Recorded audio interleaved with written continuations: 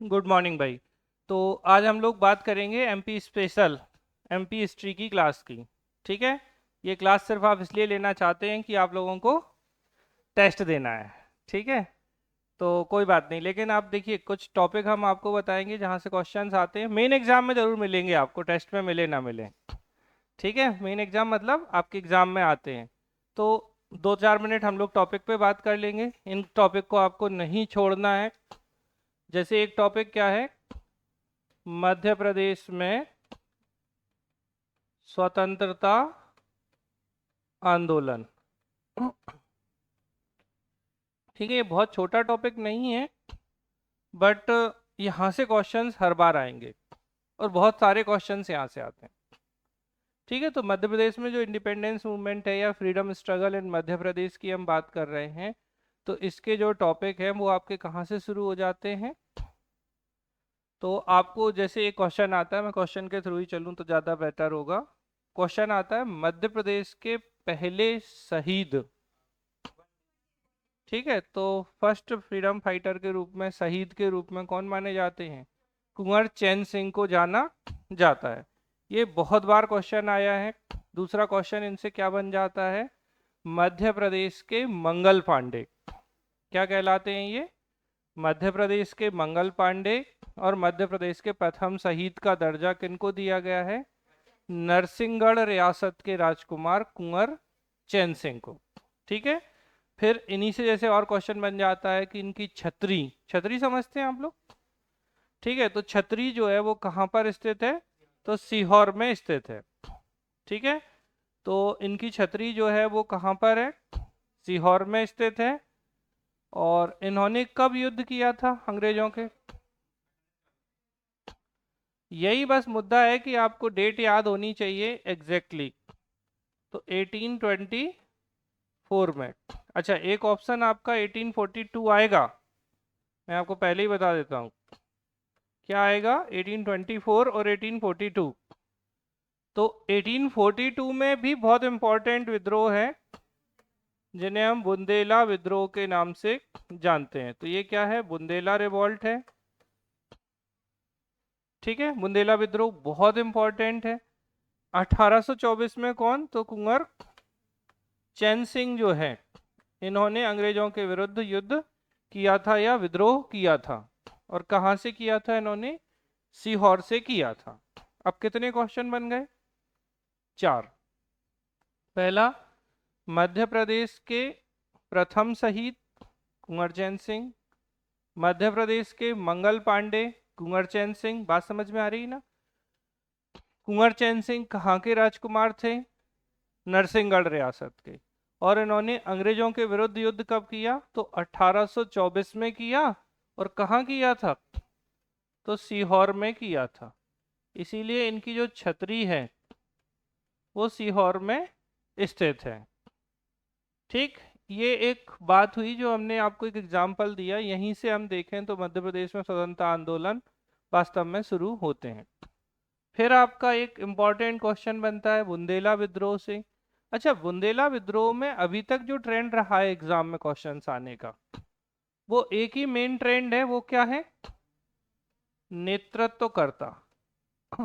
मतलब किसने कहां से लीडरशिप की। एक दो एग्जांपल जैसे मैं दे दूं। शाहगढ़। तो शाहगढ़ से कौन थे? वक्त वली थे। ठीक है। अगर आपसे पूछा जाए कि बोधन दउआ कौन थे?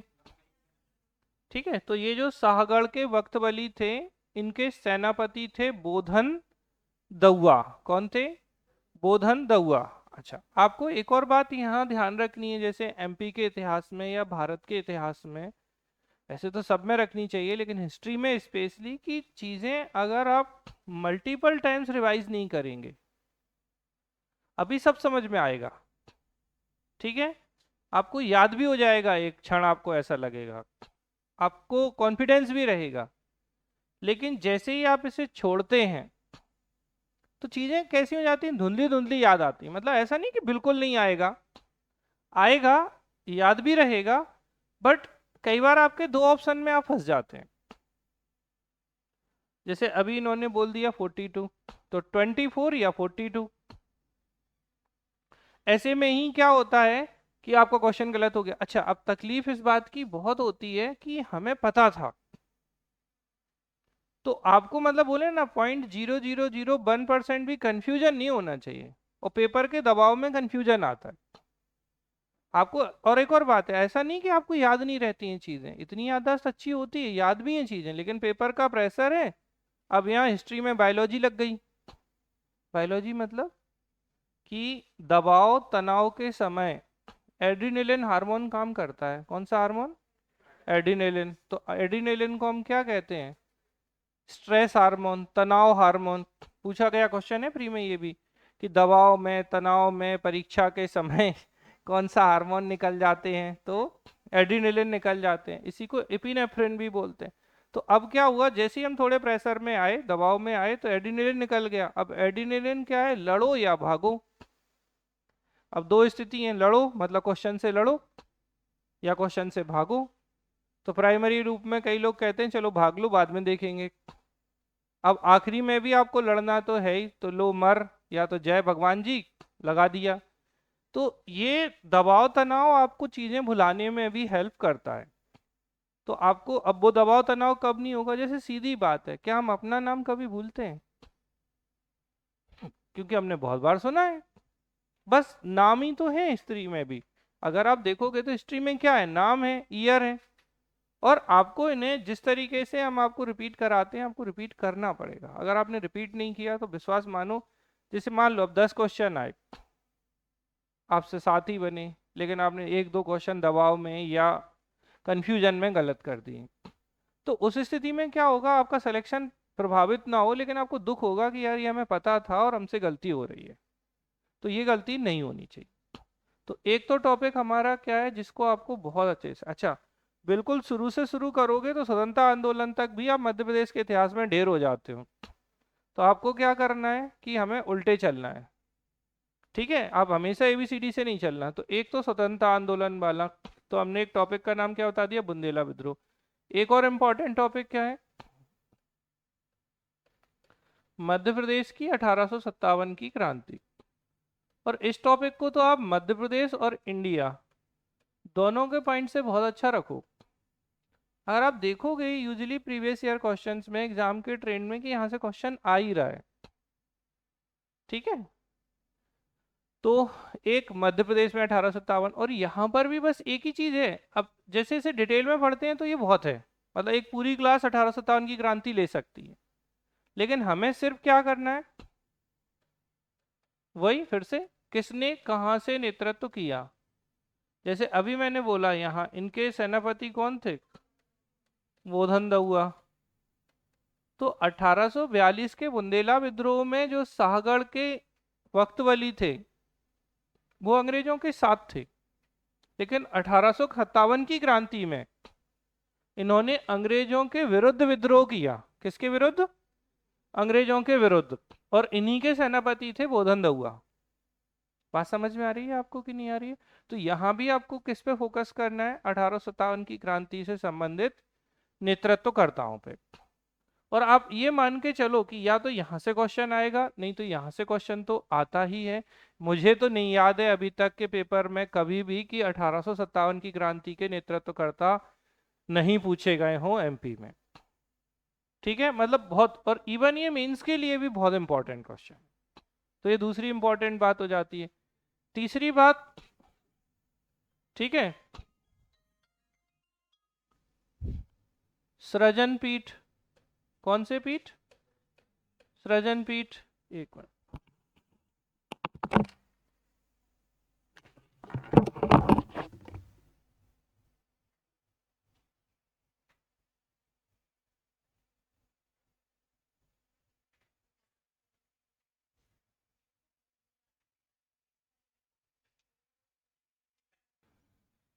सृजन पीठ, इनसे क्वेश्चन कई बार एग्जाम में पूछे गए, और ये भी डेटाबेस क्वेश्चन नहीं है।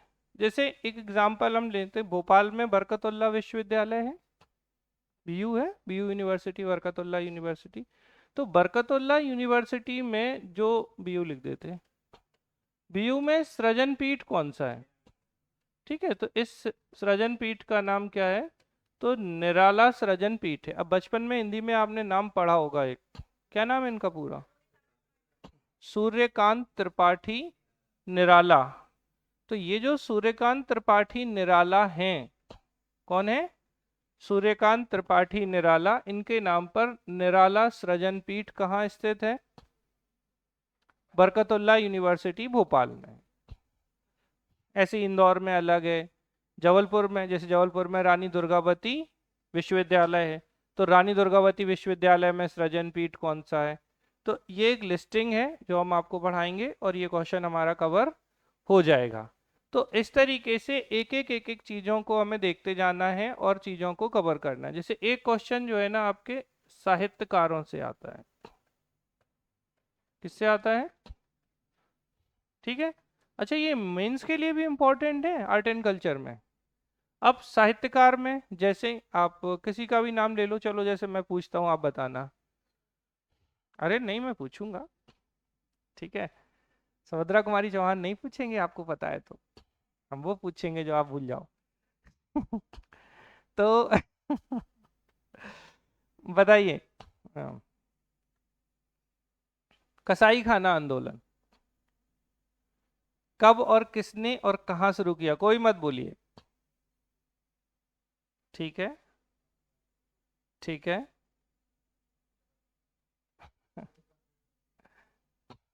कहाँ?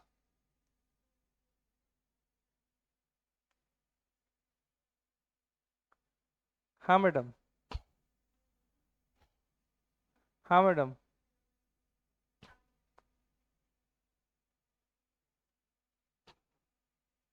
हाँ, हाँ जी। सॉरी, नहीं, हमने क्या पूछा कि कहाँ शुरू किया गया? अब हमने क्या एग्जाम्पल दिया? क्या बोला हमने? अरे बोलो तो। कसाई खाना आंदोलन। अब ये जो कसाई खाना आंदोलन है, ये किसने शुरू किया?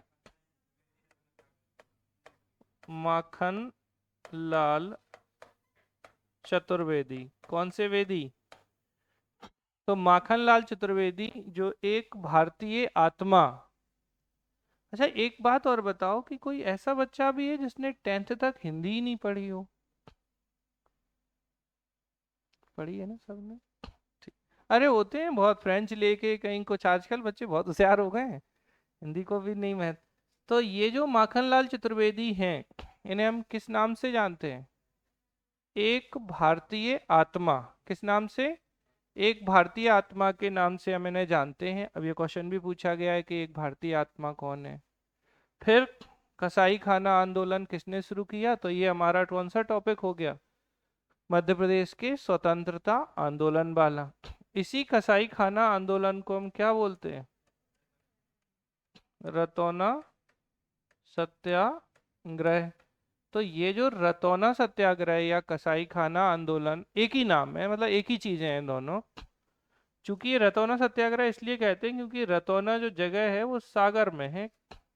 कहाँ है? रतौना सागर में है ये। तो रतौना सागर से इन्होंने कसाई खाना आंदोलन या कसाई खाना मूवमेंट की स्टार्ट किया था। अब बहुत सरल सी बात है, कुछ नहीं है। माखनलाल चतुर्वेदी जी गांधी जी के प्रिय भक्त थे या फॉलोअर थे। तो गांधी जी उस समय क्या शुरू करेंगे? नॉन कॉपरेशन या असहयोग आंदोलन।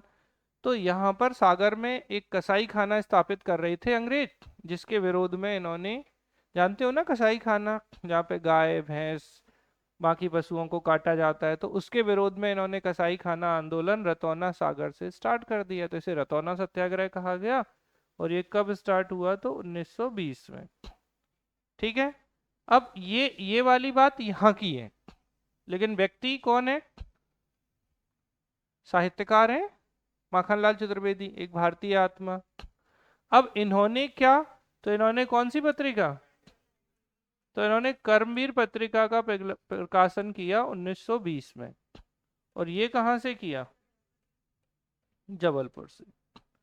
मुद्दा पता क्या है एग्जाम में?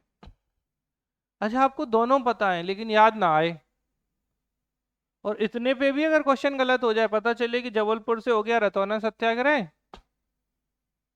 और कर्मवीर पत्रिका जो है वो, ठीक है, उल्टा हो गया, क्या करोगे? तो आपको अब देखो, मुद्दा ये कि बोले आंदोलन यहाँ कर रहे हो और पत्रिका यहाँ से पब्लिश करोगे, तो भैया वो कर रहे हैं। अब जाओ, या तो उनका जो प्रिंटिंग प्रेस है उठा के सागर में स्थापित करा दो, 1920 में जाके टाइम मशीन में जाना पड़ेगा हमें। अब उन्होंने जो कुछ किया, ये ठीक वैसी कहानी है जैसे हमारे बाल गंगाधर तिलक जो हैं, है ना, कि थे, हाँ, हमारे लिए वो अभी भी जिंदा है। भारत की स्वतंत्रता आंदोलन में जिन लोगों ने योगदान दिया, भारत के संविधान के अनुसार हम उन्हें हमेशा याद रखेंगे। ये कहाँ मेंशन है वैसे? अरे ये बात कहीं मेंशन है? अच्छा, अगर क्वेश्चन घुमा दो ना तो ऐसे ही लपेटे में आते हो कि मतलब आपको होश ही नहीं आता कि क्या पूछ रहे हैं। भारत के संविधान में ये बात कहीं वर्णित है कि हमारे स्वतंत्रता आंदोलन को प्रेरित करने वाले लोगों को, अब तो आ ही जाएगा, बोलो पलक, मौलिक कर्तव्य में 11 जो मौलिक कर्तव्य हैं उनमें बताया गया है ये कि हम उन्हें याद रखेंगे। तो हमने अपने संविधान का पालन किया, आप लोग भी करिए। ठीक है, वापस आ जाओ। तो कर्मवीर पत्रिका पूछी गई है कि कब पब्लिश की गई थी। तो ये जो साहित्यकार हैं, और इन्हें हम तीन उसमें डिवाइड करते हैं, मतलब प्राचीन भारत के साहित्यकार, जैसे एग्जाम्पल में आपके कालिदास जी हैं, भवभूति हैं, ठीक है, इनसे भी क्वेश्चन, मतलब हम तो डायरेक्ट नाम ले रहे हैं, कालिदास जी पे भी बहुत बार क्वेश्चन पूछा गया। कभी पूछते हैं कालिदास का कौन नाटक नहीं है, कभी पूछते हैं भारत के शेक्सपियर किन्हें कहा जाता था, कभी पूछते हैं कालिदास किसके दरबार में थे। तो देखो, चीजें इंटरकनेक्ट भी हैं। एक तरीके से ये देखा जाए कि कालिदास साहित्यकार भी हैं, कोर्ट पोएट दरबारी विद्वान भी हैं, किसके? चंद्रगुप्त द्वितीय विक्रमादित्य के। और नहीं तो हम विक्रमादित्य बोल के बच लें, क्योंकि दो दो हैं। तो इस तरीके से अब इनकी रचनाएं जैसे अभिज्ञान शाकुंतलम, मालविकाग्निमित्रम, कुमार संभवम, मेघदूतम, ऋतुसंहारम, रघुवंशम, अब इनमें क्या होता है, जैसे मेंस में लिखना होता है तब ये अलग अलग बताने होते हैं कि कौन नाटक है एक, कौन महाकाव्य हैं दो, और कौन खंड काव्य है। तो इन्हें तीन कैटेगरी में डिवाइड किए गई इनकी रचनाओं को। तो वो नाटक नाटक पूछ लेते हैं। अब नाटक में हमेशा क्या होता है, नाटक है, हीरो हीरोइन का नाटक होगा, तो तीन हीरो हीरोइन, मतलब तीन हीरो होंगे, तीन हीरोइन होंगी, तो इनके नाटक होंगे। जैसे मालविकाग्नि मित्रम, तो मालविका हीरोइन और अग्निमित्र हीरो। अभी हमने इस बात पे कभी चर्चा की थी 2 3 दिन में, मालविकाग्नि मित्रम पे, कुछ याद है आप लोगों को? अरे यार, टेस्ट के दिन हम हेलियोडोरस की गरुड़ स्तंभ में नहीं बताया था अग्निमित्र और ये सब, जब उस पर मैं बात कर रहे थे तो, चलो खैर कोई नहीं। तो एक इम्पॉर्टेंट टॉपिक हमारा साहित्यकार हो जाता है। तो आपको देखो, दिमाग को इस चीज को ध्यान रखना है कि हमें एग्जाम कैसे क्रैक करना है। इतिहास तो मध्य प्रदेश का भी बहुत है भारत की तरह, आप इससे बिल्कुल निश्चिंत रहें। ठीक है, यहां से एक क्वेश्चन आपको मिल जाएगा। फिर एक क्वेश्चन आता है पत्र पत्रिकाओं से। ठीक है, ये एक दूसरे के मतलब कहें तो सपोर्टिव ही है। साहित्यकार होगा, रचना करेगा, कोई पत्रिका भी निकाल सकता ही है, तो एक दूसरे को सपोर्ट करते हैं ये।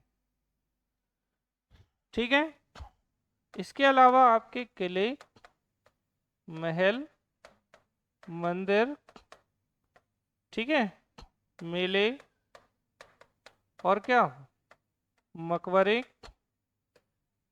और गुफा, ये हार्डली मतलब बोले ना 15 15 मिनट के टॉपिक हैं, लेकिन मुझे ऐसा लगता है कि 2 3 क्वेश्चन इतने टॉपिकों से आ जाते हैं।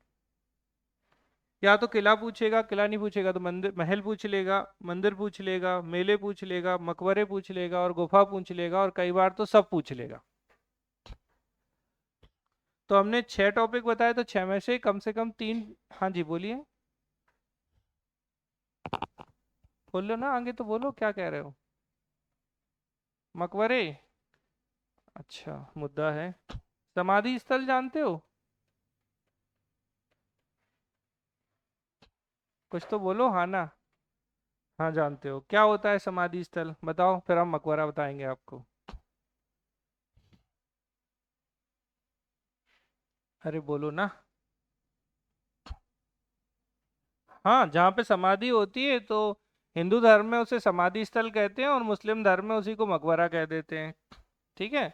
जैसे मल्हार राव होलकर जो हैं, इनकी समाधि स्थल भिंड के आलमपुर में है, क्योंकि इनकी मृत्यु भिंड के आलमपुर में हुई थी, यहीं इनकी समाधि बना दी गई थी। ठीक है। इसी तरीके से मोहम्मद गौस की मृत्यु ग्वालियर में हुई, तो ग्वालियर में इनका मकबरा है। लेकिन आप लोगों को लग रहा होगा कि तानसेन का मकबरा भी ग्वालियर में है। तो तानसेन किन से प्रेरित हो गए थे? मोहम्मद गौस से। तो बोले गुरु शिष्य का एक ही जगह बना दो मकबरा। तो मोहम्मद गौस और उनके शिष्य तानसेन का मकबरा ग्वालियर में है। वैसे तो तानसेन कौन थे? रामतनु पांडे, पांडे जी थे, पंडित जी थे। लेकिन फिर भी मकबरा है, तो वो उसका कारण उन्होंने अपना नाम तानसेन किया था। और चूंकि वो गुरु के कारण उनका मकबरा ग्वालियर में ही डेथ हो गई, तो बगल में ही बना दिया गया। वास्तव में तो समाधि स्थल बनना था।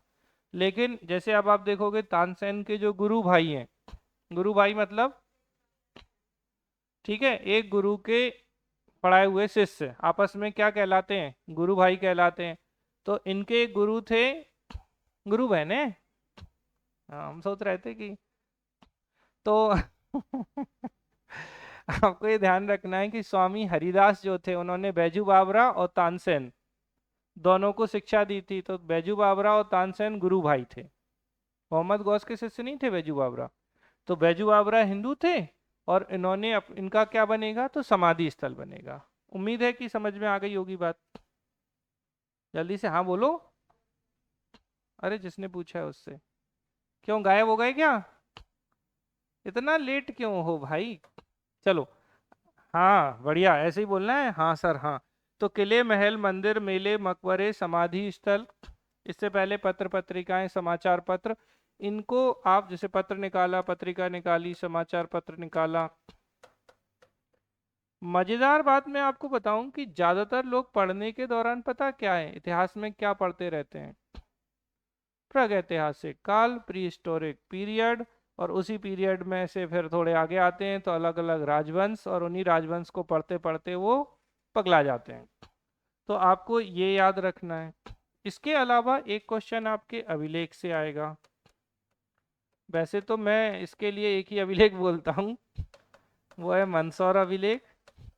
घूम फिर के ऊपर नीचे आगे पीछे करके क्वेश्चन आ जाता है।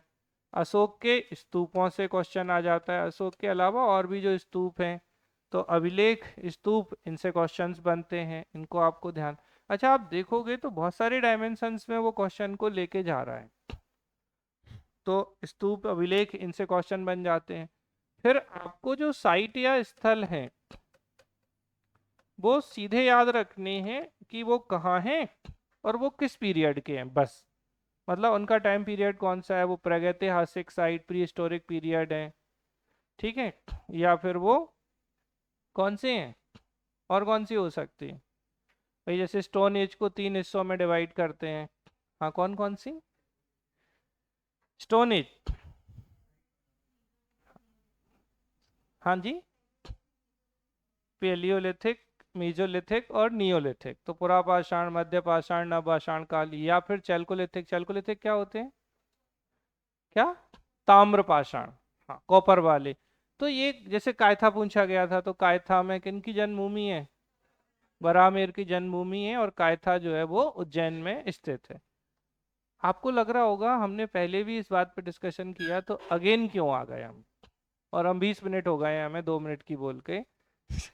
उसका कारण ये है कि आप जब पढ़ना शुरू करते हो, अभी भी, अच्छा ईमानदारी से बताओ, 2 दिन पहले से हो चुका ये कि आपको मध्य प्रदेश का इतिहास, भाई बुधवार को टेस्ट था, गुरुवार को ही मैंने आपको एक्सप्लेन किया था चीज़ें, गुरुवार शुक्रवार, 2 दिन हो गए। 2 दिन में ईमानदारी से बताओ, मध्य प्रदेश के इतिहास में जिसने थ्योरी पढ़ी उसने क्या पढ़ा, सच्ची बताना पहले। हाँ मैडम, आपसे ही कह रहे हैं। हाँ, क्या कौन सा टॉपिक पढ़ा आपने मध्य प्रदेश का इतिहास का, या नहीं पढ़ा? कौन सा? अरे नाम तो बताओ। हाँ वंशिका। नहीं। वंश के बारे में कौन से? हाँ ठीक। आपने, आप दोनों जल्दी जल्दी बोलो। डायनेस्टीज, हाँ मैडम। कुछ नहीं पढ़ा, क्वेश्चंस लगाए थे। हाँ जी। आपने तो अभी, हमने कुछ भेजा ही नहीं था, आप बताइए। ऑब्जेक्टिव्स, बहुत बढ़िया। ऑब्जेक्टिव्स दोनों चल रहा है। दोनों दोनों में क्या? थ्योरी क्या? नहीं पढ़ी? पढ़ा कुछ की नहीं? कब पढ़ोगे? मंगलवार को पढ़ोगे, बुधवार को टेस्ट दे दोगे? हाँ जी। ऑब्जेक्टिव, ऑब्जेक्टिव, चलो ऑब्जेक्टिव लगाए तो कोई बुरी चीज। आप फिर बंस पे अटक जाओगे, पता क्या, बंस खत्म होते होते आपका बुधवार आ जाएगा। बुधवार को वंश और राजाओं की समाप्ति। आप एक क्वेश्चन, अच्छा वो एक क्वेश्चन आसान नहीं आता, और आप एक क्वेश्चन के पीछे आपने पूरा इतिहास पढ़ डाला, और आपने कितने सारे क्वेश्चंस की चीजें। मजेदार बात पता क्या, जब आप प्रागैतिहासिक काल से वंश पूरे खत्म करोगे, तब तक आपका एक हफ्ता बीत जाएगा, आप विश्वास मानो या नहीं मानो। 2-3 दिन तो बीत ही गए, कितने वंश खत्म हुए। और फिर मुद्दा ये है, हम पढ़ते हैं तो हम भूल जाते हैं, तो हम फिर से पढ़ते हैं। हम फिर भूल जाते हैं तो हम फिर से पढ़ते हैं।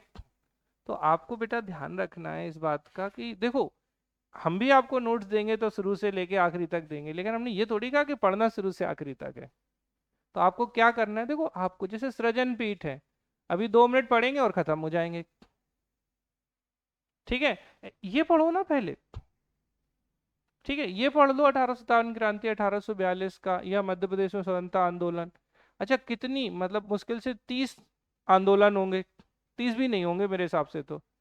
ठीक है, अगर हम 1824 से शुरू करें, 1824, 1842 में बुंदेला विद्रोह, 1857 की क्रांति, इसके बाद 1885 में कांग्रेस का गठन, और फिर हम आ जाते हैं, सीधे आते हैं, तो हम सही बोलें तो 1920 पे। तो 1920 में ये रतौना सत्याग्रह, कसाई खाना आंदोलन, फिर 1923 में झंडा सत्याग्रह। इस तरीके की चीजें आपको पढ़नी है। 1930 में गांधी जी का सविनय अवज्ञा, और उसी के पैरेलल में मध्य प्रदेश में जंगल सत्याग्रह।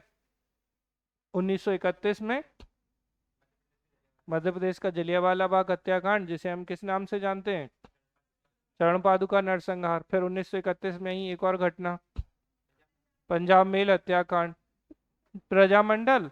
और आगे चलोगे तो क्या है आपका, मतलब आप ढंग से देखोगे। अच्छा रीवा क्यों जा रही थी मैडम आप?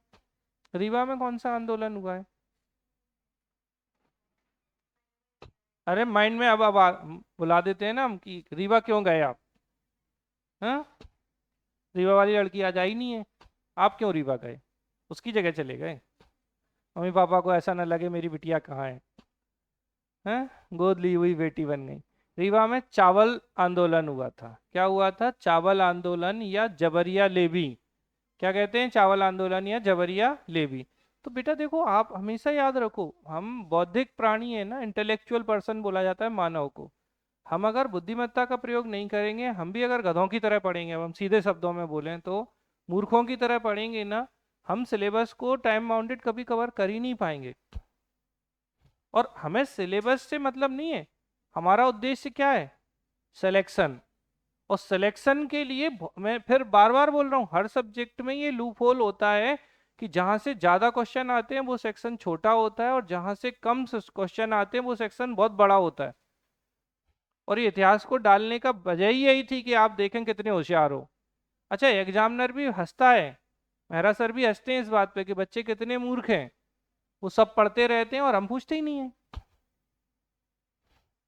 मतलब प्रोफेसर्स की जब चर्चा होती है, ये बात हमें भी सुनने में आई, बोले देखो बेटा तुम पढ़ते रहो, ये काल और वो काल और अकाल मृत्यु हो जाएगी तुम्हारे पेपर में तुम्हारी, ठीक है, और कुछ नहीं होगा, और हम क्वेश्चन पूछेंगे नहीं वहां से। एग्जाम का ट्रेंड, और मैं क्यों बार बार ट्रेंड पे जाता हूँ, क्योंकि ट्रेंड ही है जो आपको सेलेक्ट करा सकता है। और आप विश्वास मानो, हम ट्रेंड पे नहीं जाते हैं। अच्छा क्वेश्चन लगाने में भी हम इस ट्रेंड को पालन कर सकते थे भाई, पहले हम स्वतंत्रता आंदोलन लगा लें, हम साहित्यकार लगा लें अगर हम ऐसे चाहें। और दिए हैं किताबों में, ऐसा नहीं है कि अलग अलग टॉपिक वाइज भी क्वेश्चन दिए हैं, तो आपको थोड़ा सा इन चीज़ों पे ध्यान रखना है।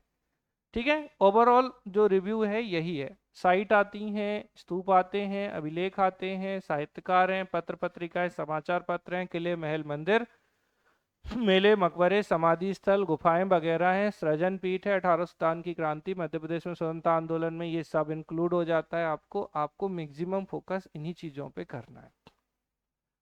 ठीक है, अब इनमें हमने आपको क्या कहा, जैसे नेतृत्व करता, तो नेतृत्व करता एक पर्सन है। तो अगर सही से बोले ना, तो एमपीपीएससी का एक ही मोटो है जहां पे वो फोकस करता है, वो है पर्सन और पर्सनैलिटी, कि किसी के व्यक्तित्व के कारण कौन सी घटना घट रही है करंट में। अभी जैसे वो कैसे खेलता है, पहचान कौन दे देगा, मुस्कान किरार कौन है, हो गया क्वेश्चन। ठीक है, अब 4 खेल के नाम दे दिए उसने। बहुत टफ क्वेश्चन नहीं पूछ रहा है, मैं आपको फिर समझा रहा हूं, आप चीजों को समझने की कोशिश करो, अगर आप ट्रैक पे नहीं रहोगे तो आप फंस जाओगे। ठीक है, अब उसने व्यक्तित्व दे दिया, करंट अफेयर में है गेम्स, और बस बहुत सरल क्वेश्चन है, लेकिन हमने नहीं ध्यान दिया। अच्छा, मजेदार बात यह है कि हमें ये नहीं पता था कि मुस्कान किरार कौन है, हमने मुस्कान किरार के बारे में बहुत सारा पढ़ रखा है, तो फिर फंस गए हम एग्जाम में। तो आपको चीजों में क्या ध्यान रखना है कि टॉपिक्स पे पहले देखो क्या होता है, हम वही है ना कि मछली की आंख देखनी है कि मछली देखनी है कि क्या करना है, इतिहास यही तो सिखाता है हमें। क्या सिखाया, गुरुदेव कौन थे, द्रोणाचार्य जी ने, और उन्होंने क्यों अर्जुन को ही महान माना। कोई पेड़ बता रहा है, कोई मछली बता रहा है, कोई कुछ और बता रहा है, आपको फोकस कहाँ करना है, एग्जाम के टारगेटेड पॉइंट पे फोकस करना है। और विश्वास मानो, पढ़ने के साथ रणनीति अच्छी नहीं होगी ना, तो आपको रिजल्ट में कुछ नहीं खास लगने वाला, बहुत सीधी बात बोलें तो। क्योंकि बार बार ये चीज तुम्हें देनी पड़ेगी, नहीं यार ये अच्छा, हम इतने डरे होते हैं ना एड्रेनलिन के कारण, हम बस पढ़ते जाते हैं, जल्दी जल्दी पढ़ लो, बहुत सारा पढ़ना है, बहुत सारा पढ़ना है, दिमाग यहाँ से यहाँ में करता रहता है। जबकि तरीका ये होता है कि हमने सोच लिया, हमने आपको ये टॉपिक दिए, पहले हम छोटे छोटे टॉपिक एक एक जल्दी जल्दी कवर करते हैं। आपने 8-10 टॉपिक कवर कर लिए, आपका मन एकदम शांत, और आपको लगेगा यार ये किला यहाँ स्थित है, ये मंदिर यहाँ बना है, इसने बनवाया, क्या ऐसा बड़ा लॉजिक है, कोई बड़ा लॉजिक नहीं है। ठीक है, इनके साथ आपको बस वंशों से जो चीजें अब मैं बोलने वाला हूं, अगर आपको 2 दिन में मध्य प्रदेश इतिहास को पूरा कवर करना है, तो वंश में सिर्फ क्या, संस्थापक। अच्छा, आप जैसे ही इस चीज पे करते हो तो आपका बहुत सारा इतिहास छोटा हो जाता है। अच्छा, हर्यक वंश की स्थापना इसने की थी, ये इसका था। अगर कोई इंपॉर्टेंट एक आध पॉइंट है कि जैसे कुछ मंदिर बनवाया, कहीं कुछ बनवाया, वो पता होना चाहिए, बात खत्म। अच्छा, स्थापत्य पे, कला पे बहुत फोकस है, जनजातियों पे बहुत फोकस है। तो यहाँ जो व्यक्तित्व मैंने बोले, मतलब इनमें भी कौन से व्यक्तित्व, व्यक्तित्व में भी जनजातीय व्यक्तित्व ज्यादा महत्वपूर्ण हो जाते हैं, तो वो और स्पेसिफाई हो जाता है कि हमें कहाँ जाना है। ठीक है, और वंश के संस्थापकों में जैसे क्या, अब जैसे अब यहाँ से भी कनेक्ट होगा ये, जैसे मैं एक एग्जांपल लूं कि ग्वालियर के किले का निर्माण किसने करवाया ग्वालियर के किले का निर्माण सूरज सेन ने करवाया। किसने करवाया, इसे जिब्राल्टर ऑफ इंडिया भी कहते हैं, किलों का रत्न कहते हैं। तो ये जो ग्वालियर का किला है, किसने बनवाया, राजा सूरज सेन ने बनवाया, बात खत्म। ये क्वेश्चन सीधा पूछ लेगा वो। अब ऐसे तो वो सूरज सेन थे तोमर वंश के, लेकिन आपसे क्वेश्चन क्या बन गया, तो यहाँ ये आपस में भी रिपीट होते हैं। जैसे मान सिंह तोमर जो थे, इन्होंने अपनी पत्नी के लिए गुजरी महल का निर्माण कराया ग्वालियर के किले में। तो अब ये यहाँ वंश भी हो गया इनका, और गुजरी महल हो गया। फिर इनकी रचना पूछ ली जाती है, मान सिंह तोमर की रचना कौन सी है, मान कौतूहल इनकी रचना है। तो आप अगर देखोगे कि चीजें एक दूसरे में इंटरकनेक्टेड हैं, और जो टॉपिक स्पेसिफाई दे दिए, तो हमें इस बड़े इतिहास में उन टॉपिकों पे फोकस करने की जरूरत है। ठीक है, बात समाप्त करें, आगे बढ़े, अब हम पढ़ लें, फिर कुछ डिस्कशन लगेगा तो हम बता देंगे। चलो, अब देखते हैं आपकी याददाश्त और याद करने की कहानी। तो सृजन पीठ, बस इतने से ही सृजन पीठ है, एक क्वेश्चन आने की पूरी संभावना इससे बनती है। अब पूछे नहीं तो उसके लिए तो ना आप नाम कुछ कर नहीं सकते, बट आते रहे हैं बहुत सारे। तो हमने आपको सबसे पहले बताया था कि निराला सृजन पीठ, ठीक है। तो निराला कौन? सूर्यकांत त्रिपाठी निराला के नाम पर निराला सृजन पीठ बरकतुल्ला विश्वविद्यालय भोपाल में स्थित है। हाँ जी। सृजन पीठ बेसिकली साहित्य को प्रोत्साहित करने के लिए जिस व्यक्ति का योगदान जहां ज्यादा रहा होता है उनके नाम पर सृजन पीठों का निर्माण किया जाता है।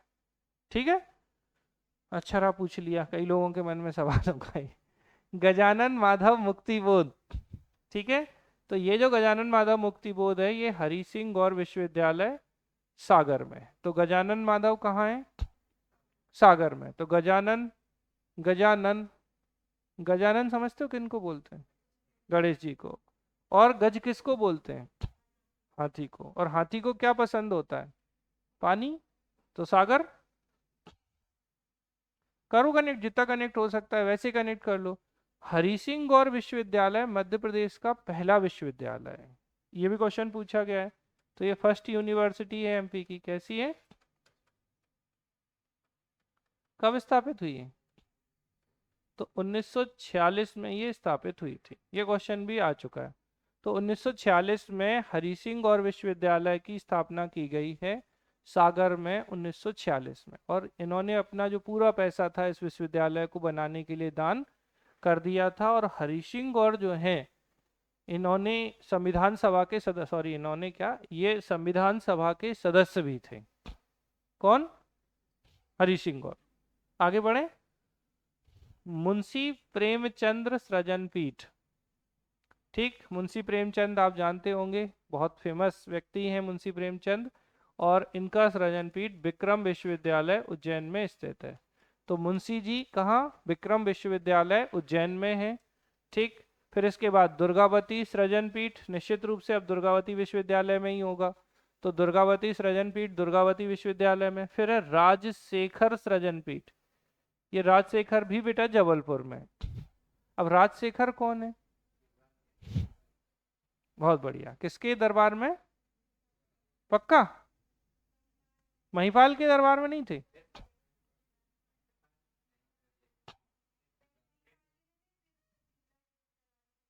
ठीक, मैं वो एकदम अपडेट है लड़की। तो महिपाल जो है इनके दरबार में भी थे, युवराज देव के दरबार में भी थे। राजशेखर, राजशेखर की रचना पूछी गई थी लास्ट ईयर में कि कौन नहीं है। तो चलो बता दो इसी बात पे, राजशेखर की रचना है काव्य मीमांसा, कर्पूर मंजरी, विद्यसाल भंजिका। बोलो जल्दी से। बाल रामायण। क्या क्या बोला?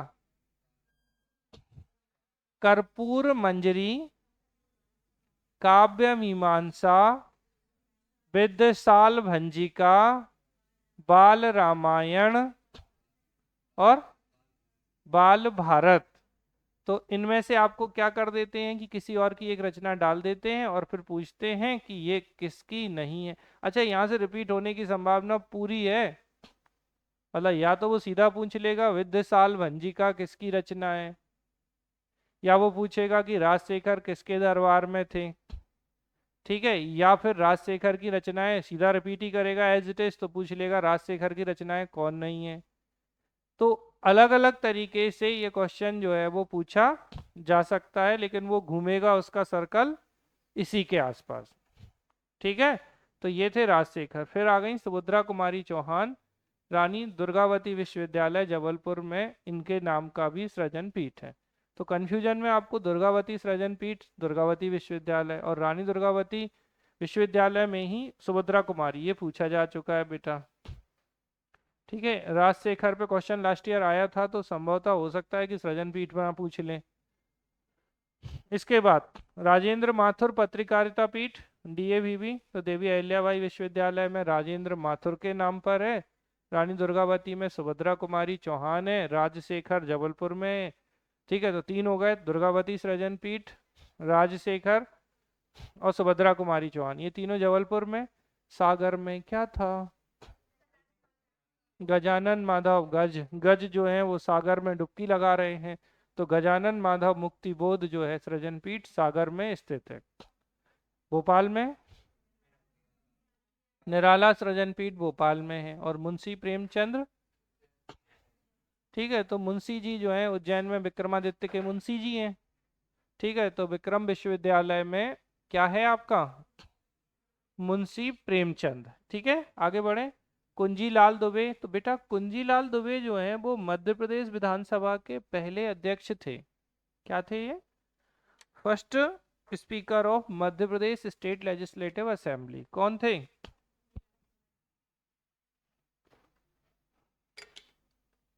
कुंजीलाल दुबे। तो इनके नाम पर निश्चित रूप से वहीं बनाया गया होगा। तो मध्य प्रदेश विधानसभा, क्या नाम है मध्य प्रदेश विधानसभा का, इंदिरा गांधी विधानसभा। और इस मध्य प्रदेश की इंदिरा गांधी विधानसभा के आर्किटेक्ट कौन है, तो आर्किटेक्ट जो हैं, आर्किटेक्ट मतलब वास्तुकार, तो वास्तुकार थे बेटा चार्ल्स कोरिया। कौन से कोरिया, चार्ल्स कोरिया को आपको इसलिए भी ध्यान रखना है कि मध्य प्रदेश की जो भोपाल की 3 बिल्डिंग्स हैं, एक भारत भवन, एक पर्यावास भवन और एक विधानसभा, इंदिरा गांधी विधानसभा, इन तीनों के वास्तुकार या आर्किटेक्ट कौन है, चार्ल्स कोरिया है। बताओ जल्दी से कौन कौन सी, इंदिरा गांधी विधानसभा, भारत भवन, पर्यावास भवन। ठीक है, इन तीनों के कौन है, चार्ल्स कोरिया वास्तुकार है। फिर बाल साहित्य सृजन पीठ इंदौर में है। ठीक है, जबकि राजेंद्र माथुर डीएवीवी विश्वविद्यालय में था। आदि शंकराचार्य बेटा कई बार आया है। अब शंकराचार्य जी की मूर्ति चूंकि ओंकारेश्वर खंडवा में है तो कोई लॉजिक नहीं है, आदि शंकराचार्य का जो पीठ है वो ओंकारेश्वर में है। शंकराचार्य जी को जानते हैं, ठीक। इसके बाद परशुराम पीठ जो है वो जाना पाओ महू में है। परशुराम कौन, परशुराम कौन थे, अच्छा, हम्म, विष्णु भगवान के अवतार। ठीक है, तो विष्णु भगवान के अवतार थे परशुराम। अच्छा, राम पहले हुए या परशुराम पहले हुए, अच्छा, कितने अवतार हैं विष्णु भगवान के, अच्छा, और 10वें आने वाले हैं कलगी अवतार। तो आप लोग अगर कोई पाप कर रहे हैं तो कृपया ध्यान दें, जनहित में जारी है ये कि जब पृथ्वी पर पाप बढ़ जाएगा तो विष्णु भगवान का 10वां अवतार कलगी अवतार जन्म लेगा और आप सब पापियों को नष्ट कर देगा। हमने पापियों को कहा, आपको नहीं, ये ध्यान रखना आप लोग। ठीक है, तो जो भी पापी होगा उसको मार दिया जाएगा। पृथ्वी को पापियों से मुक्त करने के लिए अवतार होगा कलगी अवतार। तो ये जो परशुराम जी हैं ये विष्णु भगवान के अवतार हैं, ये आपको ध्यान रखना है अच्छे से। और इन्होंने पृथ्वी से क्षत्रियों का विनाश कर दिया था। किसका विनाश कर दिया था, क्षत्रियों को। ये अपने परशु यानी जो फरसा होता था ना उससे ये काटते जाते थे। और भगवान राम ने, आपने ये कहानी सुनी होगी कि क्या किया था इनका, ठीक है, इनका जो धनुष था जो शिव जी का था वो जब उठाया और तोड़ दिया तो ये बहुत नाराज हुए थे। ठीक है, लक्ष्मण जी से तो ऑलमोस्ट इनका झगड़ा हो ही जाता। फिर जब भगवान राम ने एकदम आदर पूर्वक जब इनसे बोला तो इन्हें दिखाई दिया कि अरे ये तो हमारे ही भगवान जी हैं। ठीक है, चलो वापस आ जाते हैं। जाना पाओ महू से परशुराम पीठ है। जाना पाओ और कहाँ इंपॉर्टेंट है, किस चीज के लिए, ठीक है, तो चंबल नदी जो है इसका उद्गम स्थल चंबल नदी का जाना पाओ पहाड़ी से।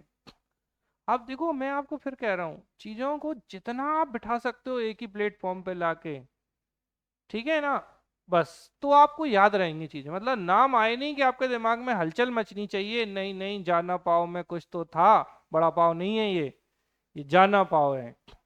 ठीक है, तो जाना पाओ महू में परशुराम पीठ है और यहीं से चंबल नदी का उद्गम स्थल है, पक्का। और काकरीवाड़ी पहाड़ी से किसका होता है, छिपरा का। और कहाँ से, अरे काकरीवाड़ी कहीं तो होगी, उज्जैन। चलो अब जल्दी जल्दी बता दो जल्दी से, भोपाल में कौन सा विश्वविद्यालय, अरे विश्वविद्यालय बरकतुल्लाह विश्वविद्यालय। और इसमें कौन सा पीठ, निराला सृजन पीठ। सागर में गजानन माधव मुक्तिबोध हरि सिंह गौर विश्वविद्यालय 1946 सागर में स्थापित। पक्का? उज्जैन में कौन सा विश्वविद्यालय? मुंशी प्रेमचंद विश्वविद्यालय नहीं है, विक्रम विश्वविद्यालय। विक्रम विश्वविद्यालय में मुंशी प्रेमचंद सृजन पीठ। अरे विश्वविद्यालय भी पढ़ गए ना इस बहाने, हम उल्टा चल रहे हैं, आपको क्या लगता है? तो हम विश्वविद्यालय हम ये बोल देंगे हमने पूछ लिए थे, ठीक है। तो ये हो गया। फिर रानी दुर्गावती विश्वविद्यालय कहाँ है? जबलपुर में। तो रानी दुर्गावती विश्वविद्यालय में एक तो रानी दुर्गावती सृजन पीठ और एक सुभद्रा कुमारी चौहान। इसके अलावा जबलपुर में एक और तो राजशेखर सृजन पीठ था, ठीक है। ये हो गई बात। अब कहाँ बचा? अरे इंदौर बचा ना। तो देवी अहिल्याबाई विश्वविद्यालय है इंदौर में, और यहाँ कौन सा है? तो राजेंद्र माथुर पत्रकारिता पीठ है। इसके अलावा इंदौर में एक और था, ठीक है। तो कौन सा है इंदौर में? बाल साहित्य सृजन पीठ इंदौर। फिर आदि शंकराचार्य जी की मूर्ति कहाँ है? ओंकारेश्वर खंडवा में। और यहाँ पर सृजन पीठ किसका है? तो आदि शंकराचार्य जो पीठ है वो ओंकारेश्वर खंडवा में स्थित है। जानापाऊ पर कौन सा है? तो परशुराम पीठ जो है वो जानापाऊ पहाड़ी पर स्थित है, महू में, ठीक है। हो गया ना सब? चलो बढ़िया। तो ये कुछ विश्वविद्यालय हो गए और इन्हीं के साथ हमने आपको पीठ बता दिए। फिर हमने आपको बताया था कि जो इंदिरा गांधी विधानसभा के अलावा और कौन कौन सी बिल्डिंग्स हैं?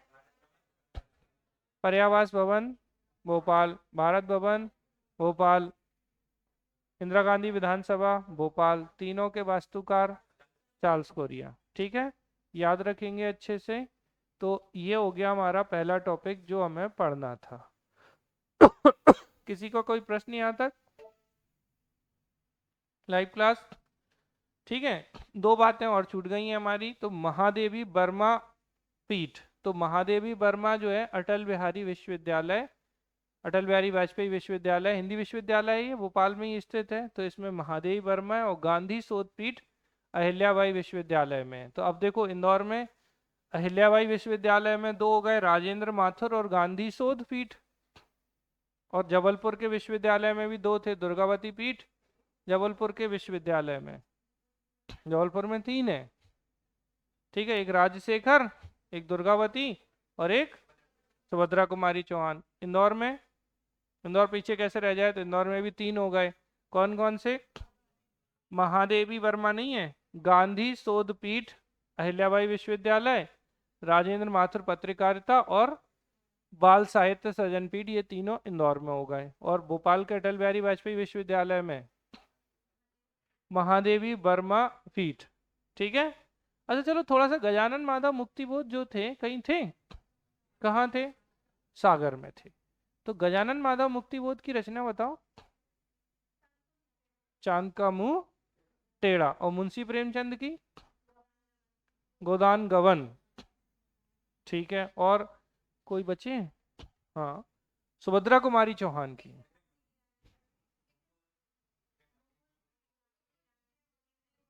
बिखरे मोती। इतनी जल्दी बोल रही है ना ये लड़की, बिखरे मोती। मुझे पता क्या लगा, बिखरे मोती बिखरे मोती मुकुल झांसी की रानी, ठीक है। तो झांसी की रानी, बिखरे मोती, मुकुल जो है वो किसकी रचनाएं हैं? सुभद्रा कुमारी चौहान की रचनाएं हैं। और सूर्यकांत त्रिपाठी निराला की? अब बताओ।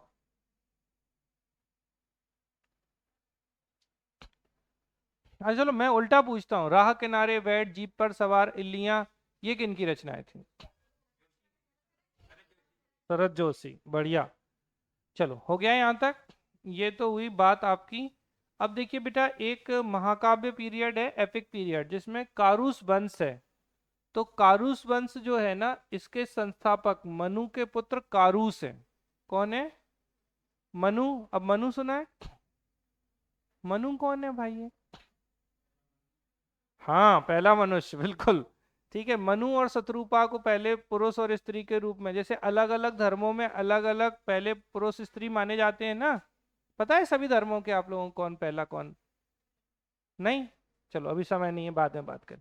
तो एक क्वेश्चन पूछा गया था बेटा कि कारूस क्षेत्र जो है वो वर्तमान का कौन सा क्षेत्र है? तो कारूस जो है वो कहाँ है? मध्य प्रदेश का बघेलखंड वाला रीजन है। और कारूस वंश के संस्थापक कौन है? कारूस हैं जो कि किसके बेटे थे, मनु और शत्रुपा, वही इनके बेटे थे। चलो फिर आ जाते हैं चंद्रवंश। चंद्रवंश को बेटा एल एम्पायर या एल साम्राज्य भी कहा जाता है। क्या कहा जाता है, चंद्रवंश को एल साम्राज्य, और इसके संस्थापक सोम या चंद्र थे। चंद्रवंश चंद्र, और चंद्र को सोम भी बोलते हैं। तो सोम या चंद्र जो है, और महाराजा ययाति ने चंद्र साम्राज्य 5 पुत्रों में बांटा था। किसने, ययाति जो थे, इन्होंने चंद्र साम्राज्य को 5 पुत्रों में डिवाइड कर दिया था। अब बात करते हैं इक्ष्वाकु।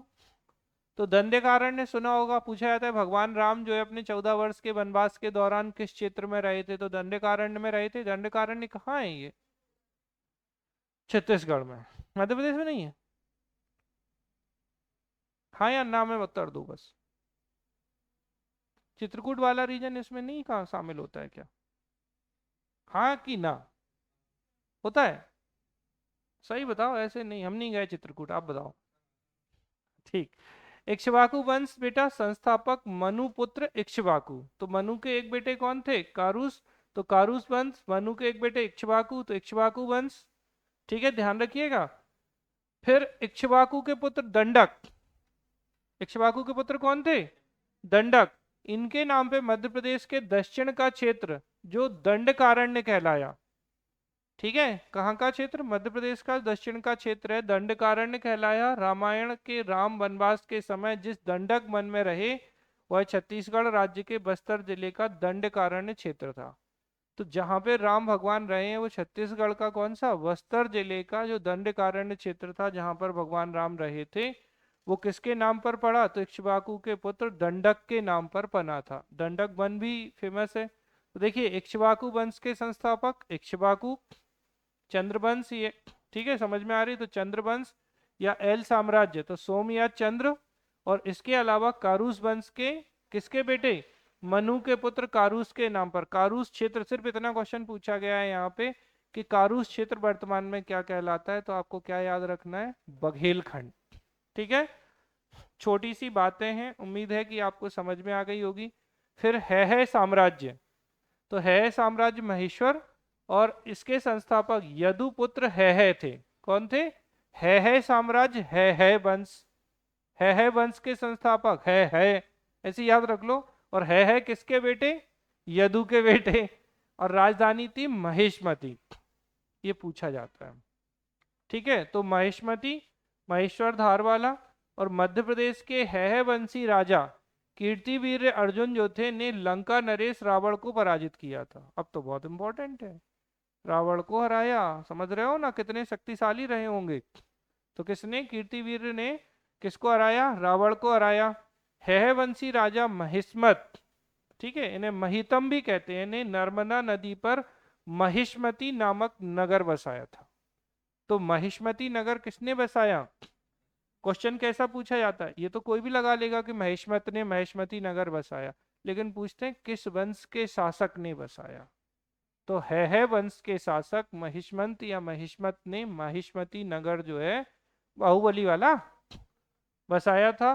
कीर्तिवीर अर्जुन है वंश का प्रतापी राजा था। किसको हराया था कीर्तिवीर अर्जुन ने, रावण को। परशुराम राजा जमदग्नि के पुत्र थे। अब आ गए, जमदग्नि के नाम पर जानापाव शहर का नाम पड़ा है। तो जानापाव मऊ का नाम किनके नाम पे, जमदग्नि, और जमदग्नि के बेटे कौन थे, परशुराम, इसीलिए कौन सा पीठ है यहाँ, परशुराम पीठ। अच्छा, इतिहास को थोड़ा समझने की कोशिश करोगे तो आपको लगेगा हाँ चीजों का कोई ना कोई आधार रहा होता है। ठीक है, तो ये आपको ध्यान रखना है। क्वेश्चन क्या है वंश के संस्थापक कौन थे, है। अच्छा, इस क्वेश्चन को पता कैसे गलत कर देंगे बच्चे, कभी पूछ लिया है वंश के संस्थापक, पहला ऑप्शन है और हाहा करके हट जाएगा उस क्वेश्चन से, बोले पागल हो, अगर है ही होते और ये पूछने का क्या, लेकिन पूछता है एक आध बत्ती देने के लिए। मतलब इतने सरल प्रश्न पूछे जाते हैं कि वो अत्यधिक सरल होने के कारण भी गलत हो जाते हैं, और फिर है करने लायक नहीं बचोगे पेपर में जब कॉपी चेक करोगे आंसर शीट। तो है ही थे। देखो इक्ष्वाकु वंश कौन होंगे शासक, संस्थापक इक्ष्वाकु, चंद्र के चंद्र, कारूस के कारूस। तो दिमाग नहीं लगाना, अच्छा दिमाग पता कैसे लगता है, यार ऐसे थोड़ा, अच्छा 3 मैचिंग में दे दिया, गलत पहचानो तो कारूस के कारूस, चंद्र के चंद्र, है के है, तो एक आध तो कोई ना कोई लपेटे में ले ही लोगे। बोले अच्छा सबके सब थोड़ी हो सकते हैं, तो जो मन अच्छा नहीं लगेगा उसको निपटा दोगे। तो ज्ञान नहीं लगाना है, जो है सो है। तो कारूस क्षेत्र बघेलखंड का है, संस्थापक कौन है? मनु के पुत्र कारूस हैं। चंद्रवंश या एल साम्राज्य, अच्छा कभी एल साम्राज्य के संस्थापक पूछ लिया और ऑप्शन में पता चले एल दे दिया तो फिर गलत कर देगा बच्चा। अब एल नहीं है इनका नाम, इनका नाम क्या है?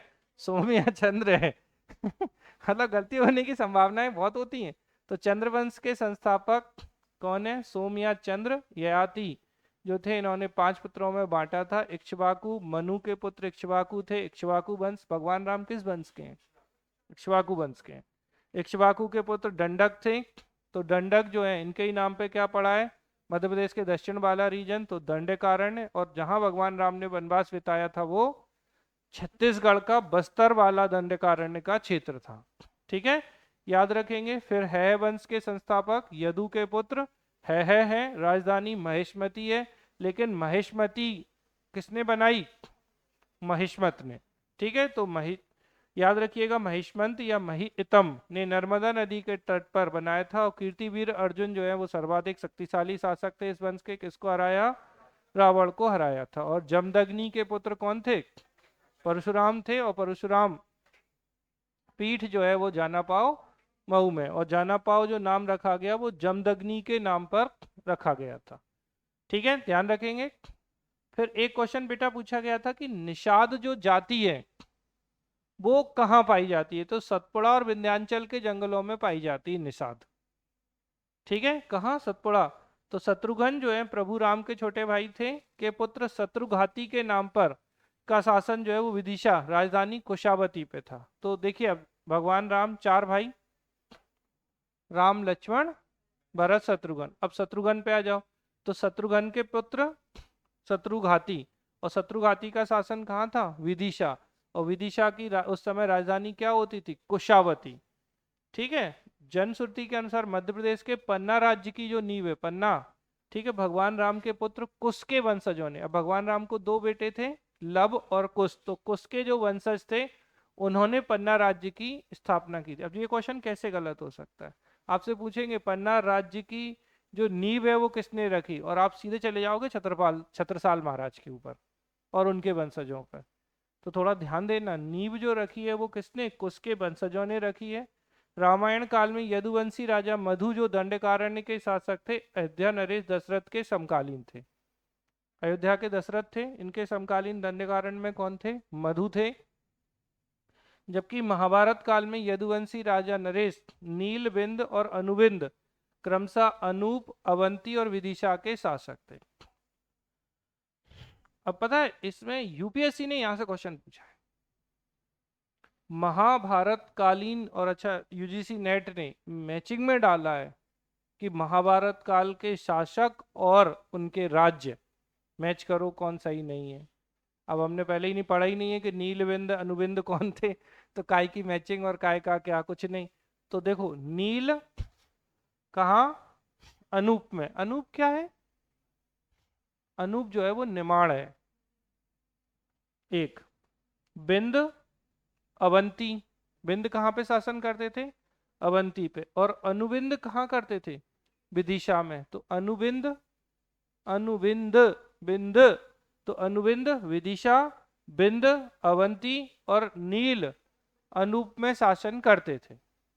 ठीक है, तो थोड़ा सा आपको ये ध्यान रखना होगा अच्छे से चीजें गड़बड़ ना हो। फिर महाभारत और पुराणों में अनुश्रुतियों के अनुसार अंतिम वैदेश्वत मनु के 10 पुत्रों में से करुष जो थे, इनके द्वारा करुष देश, याद आ रहा है, बघेलखंड का जो क्षेत्र था, की गई थी। और वैवस्वत मनु की पुत्री इला का विवाह सोम से हुआ। अब इला कौन? इनकी बेटी। इनका विवाह सोम से हुआ जिससे चंड वंश की स्थापना हुई, और इसके आदि पुरुष पुरुरवा थे जिसके अधीन एल साम्राज्य का विस्तार बुंदेलखंड तक हुआ था।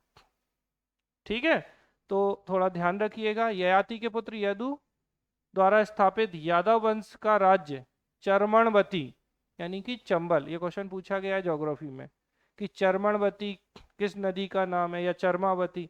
तो चरमणवती जो है वो चंबल है, बेत्रवती बेतवा है, सुक्तिमती केन है। अच्छा, सुक्तिमती किसकी राजधानी है? चेदी की। ठीक है, के अंतर्गत सिंचित प्रदेश था। विराटपुरी सुहागपुर, उज्जैनी उज्जैन, महेशमती महेश्वर और कुंतलपुर कौंडिया इत्यादि महाकाव्य काल के प्रमुख नगर थे। महाभारत के युद्ध में भी इस क्षेत्र के राजाओं का योगदान रहा है। तो महाभारत पीरियड में जो युद्ध हुआ है उनका योगदान रहा है। अब जैसे इस युद्ध में काशी, वत्स्य, दसार्ण, चेदी, मत्स्य जनपदों के राजाओं ने पांडवों का साथ दिया था। अब काशी यानी वाराणसी वाला, वत्स्य यानी कौशाम्बी इलाहाबाद के पास वाला, चेदी मध्य प्रदेश का है, बुंदेलखंड का क्षेत्र। ठीक है, और मत्स्य, मत्स्य कहाँ है? राजस्थान में, बहुत बढ़िया, जयपुर के आसपास का क्षेत्र के जनपदों ने राजाओं ने पांडवों का, और महेशमती के नील, अवंती के बिंद याद है, और अंधक, भोज, विदर्भ और निषाद के राजाओं ने किसका साथ दिया? अब देखो, अवंती के कौन थे? बिंद थे। महेशमती के कौन थे? नील थे और अंधक, और इसके अलावा भोज, विदर्भ और निषाद के राजाओं ने कौरवों का साथ दिया था। ठीक है, तो थोड़ा कठिन तो है, इनको आप ध्यान रखिएगा। अब जैसे यहाँ से डायरेक्ट क्वेश्चन कई बार पूछे गए। क्वेश्चन क्या आते हैं? अब जैसे ये हो गया ना, प्राचीन प्रादेशिक नाम और इनकी, जैसे अवंती, तो अवंती क्या है? मालवा का पश्चिमी भाग है।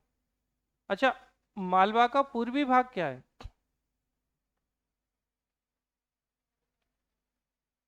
हम्म, सुना है, पढ़ा तो होगा। मालवा देखा है? बहुत बढ़िया। अकरा या आकर, जो है आकर है क्या? विदिशा। अरे यार, मालवा देखोगे तो मालवा पश्चिमी आपका उज्जैन वाला, अवंती वाला क्षेत्र हो जाता है, और पूर्वी क्षेत्र जो है वो विदिशा है। विदिशा आकर या अकरा था? ये पूछा गया क्वेश्चन है, पहला क्वेश्चन ऐसे ही देते हैं इसकी। पश्चिमी मालवा की राजधानी अवंती, तो पूर्वी मालवा की राजधानी डॉट डॉट डॉट थी। ऐसे क्वेश्चन पूछा गया, तो वो आकर या अकरा जो है वो क्या है आपका? ठीक है, तो ध्यान रखना। चलो, अवंती मालवा का पश्चिमी भाग, इसकी राजधानी तो अवंती उज्जैनी। आकर, अकरा भी कई बार लिखा होता है, तो मालवा का पूर्वी भाग था, इसकी राजधानी वैदिश नगर या विदिशा थी। इसके अलावा अनूप, नर्मदा घाटी के इस क्षेत्र की राजधानी अनूप यानी महेश्वर वाला, माहिष्मती थी। चेदी, महाभारत कालीन चेदी का विस्तार सोनभद्र घाटी से लेकर नर्मदा तक था। परवर्ती चेदी राज्य कलचुरियों का था, जिसका अधिकतम विस्तार कलिंजर तक था, किंतु अधिकतर यह राज्य ऊपरी नर्मदा घाटी की ओर विस्तृत था। ठीक है, ये तीनों बेटा पूछे जा सकते हैं। तो अवंती यानी कि वर्तमान का उज्जैन, अनु, ठीक है, आकर यानी पूर्वी मालवा यानी वर्तमान का विदिशा या वैदिश नगर। ठीक, ध्यान रखेंगे। फिर महाभारत कालीन चेदी राज्य की राजधानी सुक्तिमती थी, जो जातकों में सोथिवती कहलाई। कलचरियों की राजधानी त्रिपुरी थी। दसार्ण कभी मालवा का भाग था, तो कभी स्वतंत्र प्रदेश। धसान नदी के इस राजधानी एरण रही है। देखो अब समझना, ये जो दसार्ण है, दसार्ण है क्या? पहले तो दसार्ण विदिशा है, तो विदिशा क्या रहा? मालवा का भाग, पूर्वी भाग था, अभी पढ़ा हमने, विदिशा या वैदिश नगर। कभी ये स्वतंत्र रहा, तो स्वतंत्र रहा तो क्या? तो धसान नदी घाटी के इस प्रदेश की राजधानी एरण, अब एरण सागर है, मतलब विदिशा के इस क्षेत्र दसार्ण क्षेत्र की राजधानी क्या रही है? एरण भी रही है। ठीक है, तो समझ गए ना। और वत्स ग्वालियर का प्राचीन जनपद था। तुंडीकर दमोह क्षेत्र का। तो बेसिकली क्या क्वेश्चन बनते हैं कि प्राचीन जनपद और उनके वर्तमान नाम।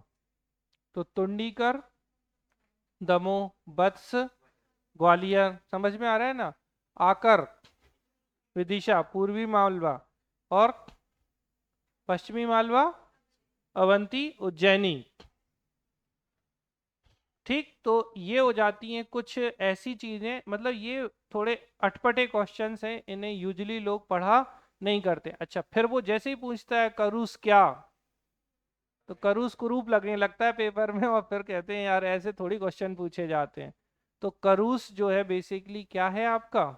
बघेलखंड का क्षेत्र है। इक्ष्वाकु वंश के संस्थापक, इक्ष्वाकु। चंद्र वंश के सोम या चंद्र। ठीक है, समझ में आ रही ना बात। और है वंश के है। तो दिमाग नहीं लगाना है, जबरदस्ती नहीं करना। और महिष्मति की स्थापना महिष्मंत या महिष्मत ने की थी, जो है वंश के शासक थे। और है वंश के किस शासक ने रावण को हराया? कीर्तिवीर अर्जुन ने। जमदग्नि के पुत्र परशुराम, और इनके नाम पर जानापाव शहर या पहाड़ी ये जो जगह थी उनका नाम पड़ा। और जानापाव में कौन सा सृजन पीठ? परशुराम पीठ। पक्का? ठीक। नील कहाँ के शासक थे? अच्छा, और बिंद और अनुबिंद? विदिशा। वाह, अभी तो याद है। चलो अच्छी बात है। ठीक है, तो वत्स क्या था? अच्छा, अनूप निर्माण। चेदी? अरे चेदी भूल गए? तो चेदी यही अपने अलग अलग रहा है ना। तो चेदी बेसिकली क्या है, यहाँ पे कल्चरियों का भी क्षेत्र रहा है परवर्ती रूप में। पहले नर्मदा सोनभद्र तक का क्षेत्र था, और महाभारत काल में देखेंगे तो चेदी की राजधानी शक्तिमती या सुक्तिमती सोथिवती ये सारी चीजें हैं।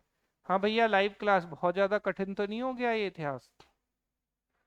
बेसिकली ये कौन सा टॉपिक है ये मैं बता दूं आपको। अच्छा, आप लोग सोच रहे होंगे कि ये कहाँ से आ गया, आज तक तो हमने सुना नहीं। कितने लोगों ने अभी इससे पहले कभी नहीं पढ़ा इसे? बाकी ने पढ़ा है? सुना था? तो ये बेसिकली है महाभारत पीरियड और रामायण पीरियड। तो अब रामायण और महाभारत क्या है हमारे दोनों? महाकाव्य। तो इसे कहा जाता है महाकाव्य पीरियड। क्या कहा जाता है? ठीक है, तो एपिक पीरियड या महाकाव्य पीरियड जो है इस पूरे फेज को, क्योंकि रामायण और महाभारत। अच्छा, ये सुना है आपने महाभारत भारत? बताओ जल्दी से। हाँ, कब भारत, कब महाभारत, और कब जय संहिता कहा जाता है? हाँ बताइए। सुनिए नाम। नाम तो सुने ही होंगे, वैसे ही क्वेश्चन है। लाइव में आवाज आ रही है बेटा? Live class. हाँ, चलो। जय संहिता, भारत और महाभारत। अच्छा, रामायण के रचयिता कौन है? वाल्मीकि जी। तो फिर तुलसीदास जी किसके हैं? तुलसीदास जी जो हैं वो रामचरित मानस के हैं। पक्का? रामायण के वाल्मीकि जी। ये जय संहिता, भारत और महाभारत। अच्छा, महाभारत के रचयिता कौन है? इनका और कोई नाम भी है? हाँ, कृष्ण द्वैपायन। चलो बढ़िया। बताइए, जय संहिता कब कहा जाता है इसको? एक तो क्वेश्चन पूछा गया है कि जय संहिता क्या है, तो जय संहिता महाभारत है? चलो, इनमें श्लोकों के आधार पर इनके नाम बोलो जल्दी। जब 8,000 श्लोक थे तो इसे जय संहिता कहा जाता था। भारत, जब इसमें श्लोकों की संख्या 24,000 हो गई तो ये भारत हो गया। और जब इसमें श्लोकों की संख्या 1,00,000 हो गई तो ये क्या हो गया? महाभारत। बेटा, महाभारत का ही एक और नाम है सत सहस्त्र संहिता। क्या नाम है? सत सहस्त्र संहिता। देखो, सत मतलब 100, सहस्त्र मतलब 1,000। तो 1,000 इंटू 100 करोगे तो क्या हो जाएगा? 1,00,000। अरे सत सेंचुरी को सत बोलते हैं, सहस्त्र मतलब 1,000 को बोलते हैं। तो सत 1,000 इंटू 100 करोगे तो क्या हो जाएगा? 1,00,000। तो ये जो सत सहस्त्र संहिता है ये महाभारत है। क्या है? सत सहस्त्र संहिता या महाभारत, जिसमें 1,00,000 श्लोक होते हैं। भारत में 24,000 और जय संहिता में 8,000 श्लोक थे। अच्छा, ठीक है, बिल्कुल सही बात है। लो, बढ़ा दिए। हम देख रहे थे कि आप लोग 8,000 पे 8,000 क्यों याद आ रहा है? अच्छा चलो, कितने लोगों को 8,000 इसलिए याद आता है क्योंकि, बोलो क्या? राज तरंगणी। तो ये जो राज तरंगणी है इसमें 8,000 श्लोक थे। ठीक है, ये है 8,000, ना कि इसमें है 8,000। और राजतरंगिणी किसकी है? ये बहुत इंपॉर्टेंट है। तो कलहड़ की जो राजतरंगिणी है इसमें 8,000 श्लोक है और 8 तरंग है, 8 ही है ना। और ये क्या बताती है? कश्मीर का इतिहास। हिस्ट्री ऑफ कश्मीर की जानकारी हमें राजतरंगिणी से प्राप्त होती है। ठीक है, किसकी? कश्मीर के इतिहास की जानकारी राज तरंगिणी से प्राप्त होती है, ध्यान रखेंगे। चलो, ये तो हुई बात इस सब की। इनको आपको बहुत अच्छे से ध्यान रखना है, किसी तरीके की गलती आप मत करना। क्वेश्चंस आते हैं यहाँ पर। और रामायण पे स्पेशली जैसे पूछते हैं, बाल रामायण किसकी रचना है? राजशेखर की। ठीक है। फिर पूछते हैं तमिल रामायण किसकी रचना है? तमिल रामायण वो कौन? बताओ। रामायण के तो वाल्मीकि जी हैं। नहीं, रामायण के वाल्मीकि जी हैं। तमिल नारायण, तमिल, तमिल रामायण, रामायण नहीं, तमिल।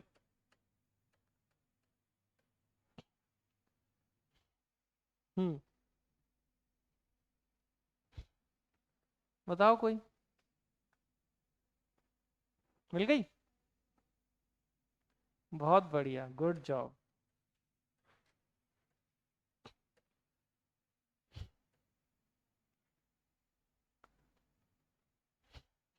टेस्ट में क्या स्कोर था अली आपका?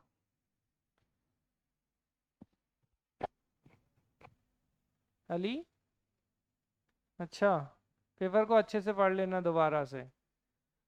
इस बार हमें बहुत बढ़िया करना है कुल मिला के। बहुत बढ़िया आंसर, बहुत ही बढ़िया। तो तमिल नारायण रामायण जो है वो कम मन की है। अच्छा, एक और आप लोगों को, रिकॉर्डिंग बंद होगी तब बोलेंगे अब वो।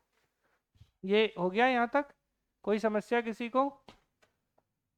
बहुत ज़्यादा तो नहीं हो गया रामायण महाभारत काल? झिल जाएगा इतना? ब्रेक लेना चाहेंगे या कंटिन्यू करें? सीरियसली? वाह, आप लोगों ने एकदम दिल खुश कर दिया हमारा तो। हमें नहीं लगता था कि इतने अच्छे बच्चे हैं। चलो, अब हम सिर्फ क्या क्या बात करेंगे, मेले निपटाएंगे। हमने मेले ऐसे शाम की क्लास में ही बताए हैं कुछ बच्चों को। तो जस्ट नाम, आपको मेले में और कुछ नहीं आता, एक ही प्रश्न आता है, कौन सा मेला कहाँ? मेला जाओ, देखो और लौटाओ, पैसे खर्च मत करो। हाँ, मेला किसके लिए होता है? क्या बोलते हो आप घर से जब जाते हो क्या जा रहे हो? मेला नहीं, मेला देखने जा रहे हो। घर वाले कैसे ले जाते हैं? चलो मेला देख के आओ। तो मेला जाओ, मेला देखो और आ जाओ।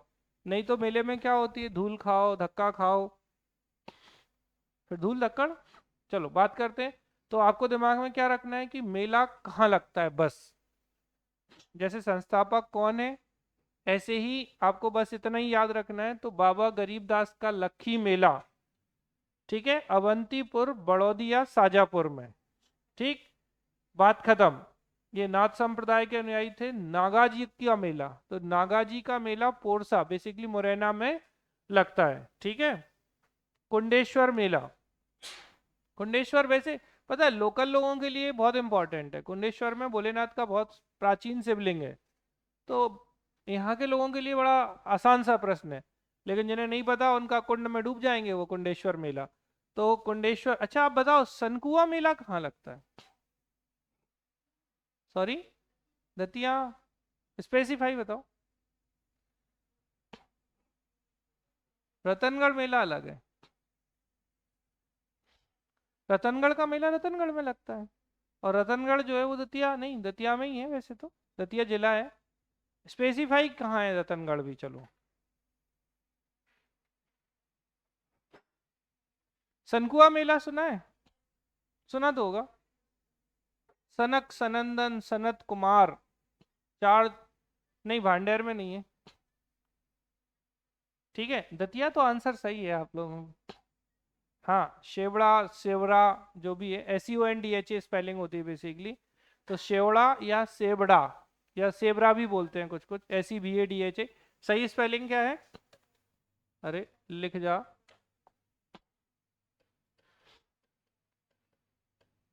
अब इसको आप जो पढ़ना हो पढ़ लो। ठीक है।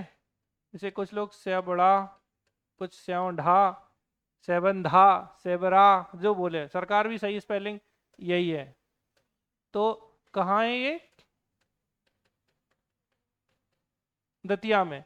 यहाँ से बेसिकली बेटा सिंध नदी निकलती है, और सिंध नदी ने यहाँ का जो पुल था उसको भी तोड़ दिया था, और अभी आधा पुल बेचारा लटका हुआ है हवा में, और आधा पुल बहा के ले गई। कौन? सिंध नदी। तो यहाँ पर कौन सा मेला लगता है बोलो?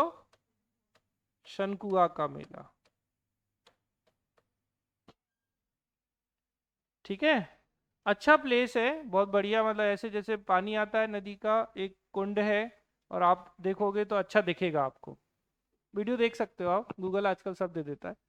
ठीक है, तो ये है आपका सनकुआ का मेला, सेौंढा दतिया में लगता है, ध्यान रखिएगा अच्छे से।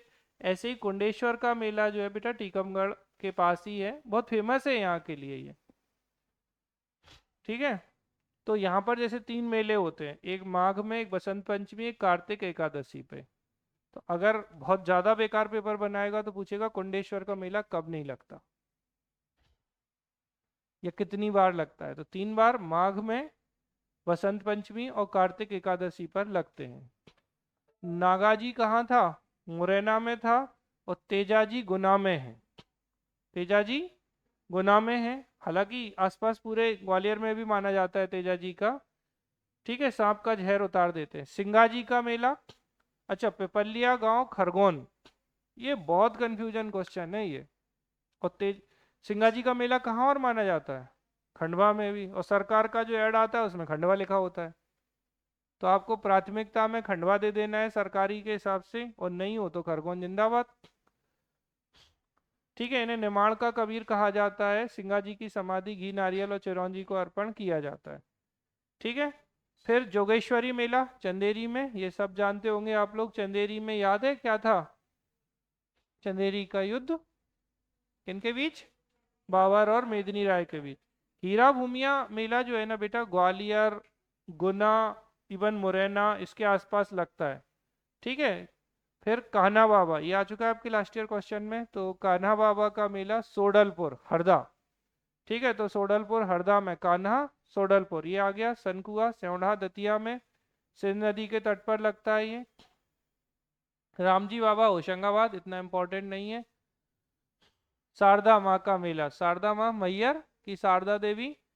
ठीक है, रावतपुरा धाम, अच्छा ये भी कई लोग बहुत, अभी तो इतना पॉपुलर नहीं है, एक समय ये रावतपुरा सरकार सुना है नाम? जैसे अभी मैं बात करूं, अभी कौन फेमस है? बागेश्वर धाम। कौन है? ठीक है, पंडित धीरेन्द्र शास्त्री जी। ऐसे ही एक समय ये जो रावतपुरा सरकार है, ये इतनी ही पीक पर थे। मतलब ये नहीं कह रहे हैं कि हट जाएंगे पीक से, मतलब मैं बता रहा हूँ कि बहुत पॉपुलर थे। मतलब ऐसे मानो कि रावतपुरा में जो यज्ञ हुआ था ना, ऐसी कोई पर्सनैलिटी नहीं थी मध्य प्रदेश की, मुख्यमंत्री से लेके, मंत्री से लेके, अधिकारियों तक, सब यहीं जाते थे। ठीक है, तो लाहार डिस्ट्रिक्ट है, सॉरी भिंड डिस्ट्रिक्ट है, उसकी लाहार तहसील है, उसमें ये मेला जो है यहाँ पर लगता है। ठीक है, इन्होंने क्या किया था बेसिकली, तो ये देखिए 60 से 85 तक जंगल में डकैत के लिए कुख्यात था। 1990 में बाल संत मात्र 17 वर्ष की उम्र में यहाँ आए और समस्त क्षेत्र का कायाकल्प का निश्चय किया। इनके गुरु थे देवराहा बाबा के सम्मान में इन्होंने बहुत बड़ा यज्ञ किया था। मतलब ऐसा माना जाता था कि देश दुनिया के लिए ये यज्ञ अपने आप में एक अचरज का विषय था। मैं गया हूँ इस यज्ञ में। ठीक है, बहुत भीड़, मतलब भीड़ की पराकाष्ठा, कुंभ से तुलना मत करना, कुंभ तो कुंभ है, कुंभ तो दुनिया का सबसे बड़ा आयोजन है, बट नॉर्मली इतनी भीड़ कहीं भी यज्ञ के लिए हुआ नहीं करती है। रतनगढ़ मेला, लो भैया आ गया, रतनगढ़ दतिया में है, लेकिन तहसील अभी भी इसकी सेवड़ा ही है। ठीक है, तो ये ध्यान रखना, क्योंकि कभी कभी क्या होता है एकदम से टफ क्वेश्चन पूछते हैं तो स्पेसिफाई नाम, पता चले आप दतिया ढूंढ रहे हो, वहां सेवड़ा आंसर है। और ये चूंकि काफी फेमस है, सिंध नदी के ही तट पर है ये भी मेला। बेसिकली आप ऐसे समझ लो कि अगर आप जैसे यहाँ सिरौन से सिंध नदी का ओरिजिन होता है, फिर ये जाती है, तो आप अगर देखोगे तो यहाँ से ये कहाँ से होते हुए, ये आपके दतिया जिले से होते हुए जब ये निकलती है जंगलों से, तो पहले ये रतनगढ़ जो जगह है रतनगढ़ माता मंदिर जो है वहाँ के नीचे से निकलती है नदी, और फिर ये आगे जाके सेवड़ा में मिल जाती है, और फिर आगे जाके ये भिंड तरफ चली जाती है। ठीक है। मेले का आयोजन दीपावली की भाई दूज पर किया जाता है। ठीक है, बहुत इंपॉर्टेंट है। यहाँ पे एक मंदिर का घंटा भी है। और इम्पोर्टेंट चीज यहाँ पे पता क्या है, रतनगढ़ माता मंदिर पे भाई दूज के दिन जैसे किसी को सांप काट ले, ठीक, तो अब जैसे पशुओं को सांप ने काट लिया या व्यक्ति को सांप ने काट लिया, तो आप जब जैसे होता है ना जय माँ रतनगढ़ वाली करके भभूति या मिट्टी जो भी आपको लगा दोगे तो बच जाएगा, मतलब ये इतिहास रहा है। ठीक है। और यहाँ दो मंदिर हैं बेसिकली, एक रतनगढ़ माता मंदिर का और एक कुंवर महाराज का। तो जब उनके नाम का जब आप वो लगा देते हो, इसे कहते हैं बंध लगाना, मतलब आपने लगा दिया, यहाँ काटा आपने लगा दिया, अब आप बच जाओगे। फिर जब भाई दूज का दिन आएगा, दीपावली के बाद आती है दूज, तो आपको जाना है उस मेले में। और जैसे ही कोई नदी क्रॉस करता है, तो जैसे कि सांप के काटने के बाद क्या निकलता है व्यक्ति के मुंह से, अरे मूवीज में नहीं देखा सांप ने काटा झाग निकल गया, तो वैसे ही झाग जो है वो उसके मुंह से निकलने लगता है। और उसके बाद वो हिलेगा डोलेगा बहुत ज्यादा, और फिर चक्कर लगवाते हो मंदिर का और वो ठीक हो जाता है। अच्छा, एक और बात है, आपको भले जो लगे लेकिन ऐसा हो रहा है, आप अभी देख लेना, आ रही है दिवाली और खूब मतलब लाखों लोग जाते हैं। अब इसके पीछे फैक्ट एंड फिगर्स पे मत जाना, क्योंकि वो फिर मानना और ना मानना, नहीं मानना है तो नहीं मानो। ठीक है, चलो आगे बढ़े। लेकिन इसका मतलब ये नहीं है कि आपको अगर सांप ने काट लिया और आपको पता है तो भैया बंद भी लगवा लो और इंजेक्शन भी लगवा लो, एंटीडोट, क्या दिक्कत है। समझ गए ना, मतलब व्यवहारिकता में भी रहना है, नहीं तो आप बोलो हमने तो सर लगा लिया था और वो तो, ठीक, तो उन सब बातों पे हम नहीं जाएंगे। बट बढ़िया, मतलब आप ऐसे समझ लो कि ये इतना पॉपुलर है आज की डेट में ये मेला, जिसकी कोई लिमिट नहीं है। और इसी मेले के चलते रतनगढ़ में भगदड़ हुई थी एक बार, रतनगढ़ हादसा, जो मध्य प्रदेश में ट्रेजिडी में पढ़ा जाता है, रतनगढ़ हादसा। आगे बढ़े। फिर चंडी देवी का, तो सीधी जिले में बेटा चंडी देवी का मंदिर है, यहाँ पर पीर बुधान, तो पीर बुधान साबरा शिवपुरी में। आपको सिर्फ क्षेत्र से मतलब है, तो पीर बुधान का मेला कहाँ पर है, साबरा शिवपुरी में है। ठीक है, मुस्लिम संत पीर बुधान थे, इनका मकबरा है। गणगौर का मेला शिव पार्वती की पूजा के लिए कई जगह बनाया जाता है, आप अच्छे से जानते हो। रहेस का मेला गड़ाकोटा सागर में था, ये इंटरव्यू में पूछा था। हालांकि ये जैसे ये जो है, क्या नाम है इनका, नाम ही भूल गया, सौरभ गंधर्व, ये यहीं के थे गढ़ा से, डिप्टी कलेक्टर हैं अभी दमोह में। तो इनसे ये पूछा था मेरा सर के बोर्ड में कि रहेस का मेला अब इनके लिए क्या है जब वहीं के रहने वाले हैं। तो रहेस का मेला गड़ाकोटा सागर में है। मर्दन सिंह जो जूदेव थे, इनके लिए प्रतिवर्ष यहाँ पे आयोजन किया जाता था। बरमान का मेला, ये भी इम्पोर्टेंट है बेटा, गाडरवाड़ा में है। अगर आपकी गाडरवाड़ा नियुक्ति होती है तो आपकी ड्यूटी यहाँ जरूर लगती है जब भी। अच्छा, आप जैसे दतिया जिले में पोस्टेड हैं, जैसे अभी निहारिका मीणा है अपनी स्टूडेंट, तो इनकी ड्यूटी लगेगी अभी रतनगढ़ मेले पे, क्योंकि जितने अधिकारी होते हैं ना उन सबको वहाँ लगाया जाता है। तो जैसे गाडरवाड़ा में बरमान का जो मेला है ये भी ठीक है, याद रखिएगा। भगौरिया हाट आप जानते हैं कहाँ पर, तो पॉपुलर भगौरिया हाट झाबुआ में है, इसको आप ध्यान रखिएगा अच्छे से। तो झाबुआ, अलीराजपुर, बड़वानी, धार, इन सब जगह, लेकिन सबसे फेमस झाबुआ की। ठीक है, अच्छे से ध्यान रखना। और चार स्थानों पे आप जानते हैं कि महाकुंभ या कुंभ मेलों का आयोजन होता है भारत में, तो हरिद्वार एक, प्रयागराज दो, मध्य प्रदेश के उज्जैन, और नासिक महाराष्ट्र।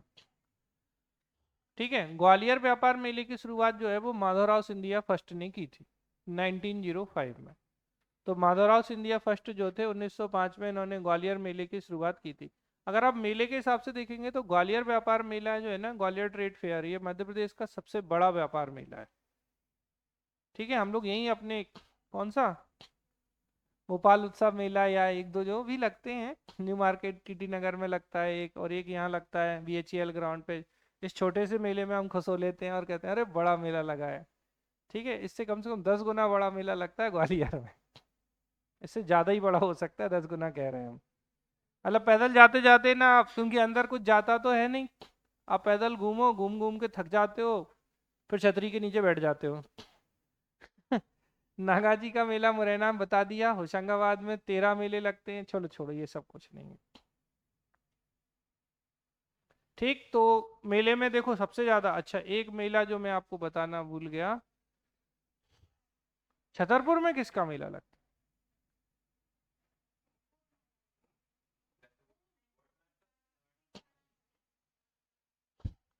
जल बिहारी मेला छतरपुर, ये एक क्वेश्चन है, जिनको नहीं पता है आप जरूर लिख लीजिए। जल बिहारी, अरे छाते से ही जल से बचोगे, तो जल बिहारी मेला छतरपुर।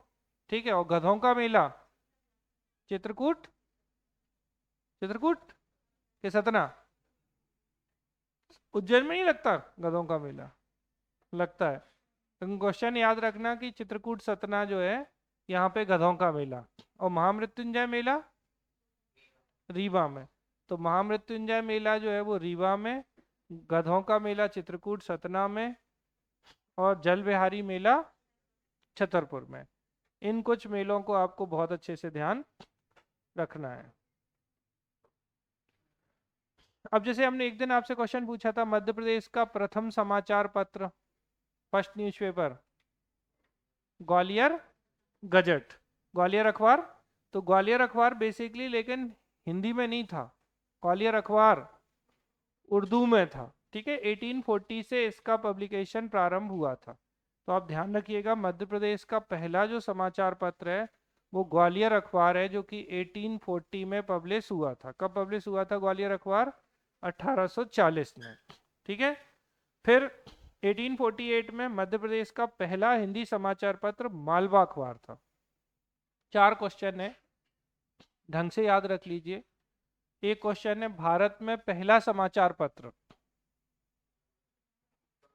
बंगाल गजट किसने? J.A. Hicky, James Augustus Hicky. Bengal gazette Bharat का पहला समाचार पत्र है, जो जेम्स अगस्टस हिक्की ने पब्लिश किया था। मध्य प्रदेश का पहला समाचार पत्र ग्वालियर अखबार है। ठीक है, जो 1840 से उर्दू भाषा में पब्लिश हुआ था। लेकिन मध्य प्रदेश का पहला हिंदी समाचार पत्र, तो हिंदी समाचार पत्र मालवा अखबार है, जो इंदौर से पब्लिश किया गया था। ठीक है, हिंदी, उर्दू और मराठी भाषाओं में पब्लिश होता था, और प्रेम नारायण जो है इसके पब्लिश करने वाले व्यक्ति थे। ठीक है, ग्वालियर गजट जो है वो अच्छे से ध्यान रखना, मुंशी लक्ष्मण दास थे, फिर 1905 में इसका नाम ग्वालियर स्टेट गजट कर दिया गया था। चलो कोई नहीं पूछ रहा। एक ये पूछा गया बेटा, पूर्ण चंद्रोदय, क्वेश्चन पूछा गया था मराठी का पहला समाचार पत्र कौन सा था? तो पूर्ण चंद्रोदय, प्रीवियस ईयर लगाए होंगे, आपको ये मिला होगा क्वेश्चन। तो पूर्ण चंद्रोदय जो है 1860 में मराठी में पब्लिश होने वाला पहला था। कौन सा था पूर्ण चंद्रोदय? मराठी में वासुदेव बल्लाह मुंडे द्वारा निकाला गया था। ठीक है, इंदौर से। रेलवे समाचार पत्र और सत्यबोधनी 1885 से।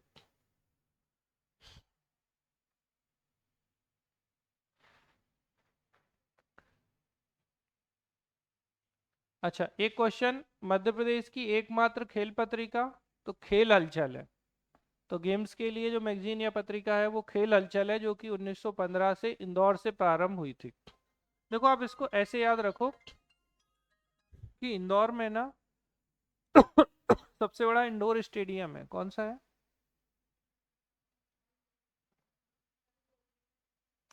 वो दिल्ली में है। वो इंदौर में है, लेकिन होलकर नहीं है। क्वेश्चन ही नहीं सुनते हो, कुछ भी बोलते हैं आप।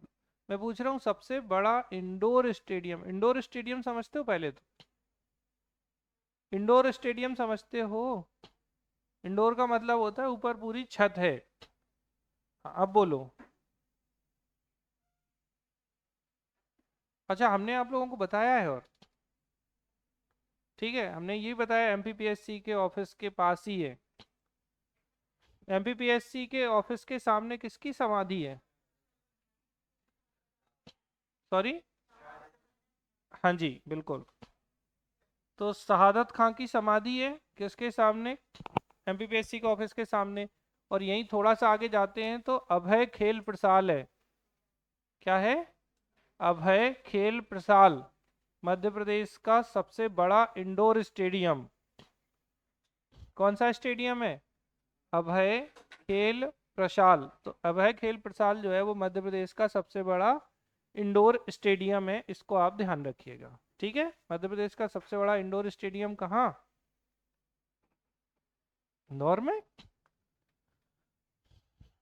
ठीक है। खेल हलचल इंदौर से ही पब्लिश हुई थी बेटा।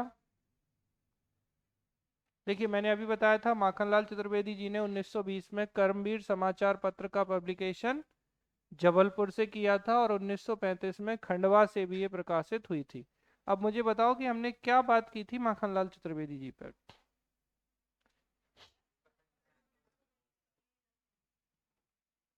1920 में रतौना सत्याग्रह या कसाई खाना, 23 नहीं 20, 1920 का रतौना सत्याग्रह या कसाई खाना आंदोलन इन्होंने सागर के रतौना से प्रारंभ किया था कसाई खाना स्थापित करने के अगेंस्ट में।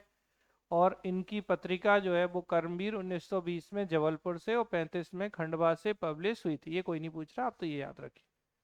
ठीक है, 1920 में जबलपुर से ही बेटा शारदा और छात्र सहोदर, और 1930 में पंडित द्वारिका मिश्र के नेतृत्व में दैनिक लोकमत समाचार पत्र का प्रकाशन भी जबलपुर से हुआ है। तो एक बार पूछा गया है कि लोकमत समाचार पत्र का पब्लिकेशन किसने किया, तो ये थे द्वारिका प्रसाद मिश्र ने। ठीक है, 1930 में दैनिक लोकमत या लोकमत जो है वो कहाँ से, जबलपुर से। अच्छा, जबलपुर स्वतंत्रता आंदोलन में बड़ा एक्टिव रहा है, जबकि आप भोपाल नहीं देखते हैं एक्टिव।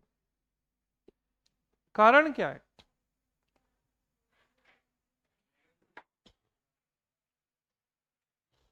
चलो आगे बढ़े, कारण सोचते रहना। फिर नेक्स्ट बात आती है 1922 में उज्जैन में आध्यात्मिक विद्या का प्रचारक कल्पवृक्ष नामक मासिक पत्रिका किसने, तो दुर्गा शंकर नागर ने। कल्पवृक्ष किसकी है, दुर्गा शंकर नागर की। ठीक है, भिंड से श्री कृष्ण ग्रंथमाला, ये इतना इंपॉर्टेंट नहीं है, ये भी ठीक है। हाँ, मैं कुछ छुड़वा रहा हूँ जिससे आपका डेटा बहुत ज़्यादा ना हो, आप उन्हीं पे काम करें जो एग्जाम में आती हैं। ठीक है, हरिशंकर परसाई ने बेटा वसुधा पत्रिका का प्रकाशन भी जबलपुर से किया था। किसने, हरिशंकर परसाई ने, ध्यान रखेंगे अच्छे से। और फिर 2005 में पत्रिका का परिवर्तित होकर क्या हुआ, प्रगतिशील वसुधा कर भोपाल से पब्लिश होने लगी। तो वसुधा किसकी है, हरिशंकर परसाई की पत्रिका है। ठीक है, ये याद रखिएगा। मध्य प्रदेश का प्रथम अंग्रेजी अखबार, देखो हमने पहले क्या देखा, उर्दू अखबार ग्वालियर अखबार, हिंदी मालवा अखबार, और अंग्रेजी अखबार, तो अंग्रेजी अधिकार 1957 में एमपी क्रॉनिकल राज्य का पहला अंग्रेजी अखबार था जो भोपाल से पब्लिश हो रहा था। तो भोपाल से कौन सा, ठीक है, एमपी क्रॉनिकल। फिर 1985 में गठित माध्यम नामक संस्था द्वारा रोजगार निर्माण साप्ताहिक समाचार पत्र और पंचायिका पत्रिका का प्रकाशन भोपाल से किया जा रहा है। ये एक इंपॉर्टेंट क्वेश्चन आप सबने सुना होगा, रोजगार और निर्माण, सुना है रोजगार एवं निर्माण। तो रोजगार निर्माण जो है ये साप्ताहिक है, और ये 1985 से किसके माध्यम से, तो माध्यम, कभी आ सकता है तो माध्यम के माध्यम से, एक तरीके से तो माध्यम द्वारा किसका निर्माण, रोजगार एवं निर्माण पत्रिका और पंचायिका जो पत्रिका है ये भोपाल से पब्लिश की जा रही है। अच्छा, आप लोग बेमतलब की जो घटनाएं पढ़ते रहते हो, अगर आपको जैसे कुछ काम का पढ़ना है तो रोजगार एवं निर्माण भी अच्छा पेपर है। इसमें कुछ कुछ क्वेश्चंस आते हैं जो एग्जाम में आने की संभावना रखते हैं।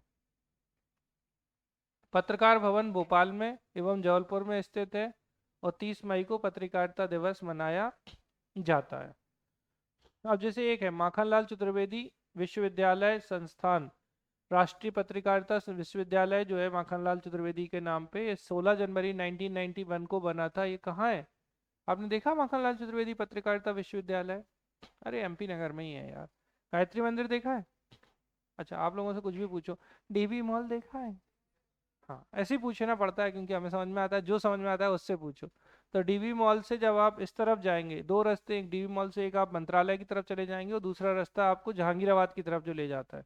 तो थोड़ा आगे जाते हैं आप तो आपको क्या मिलेगा, राइट साइड में माखनलाल चतुर्वेदी पत्रकारिता विश्वविद्यालय जो है वो मिलता है। ठीक है, माधव सप्रे स्मृति संग्रहालय, तो बेटा आपको ध्यान रखना है ये भी भोपाल में स्थित है। ठीक, तो माधव सप्रे और कौन, जल्दी बताओ, माखनलाल चतुर्वेदी।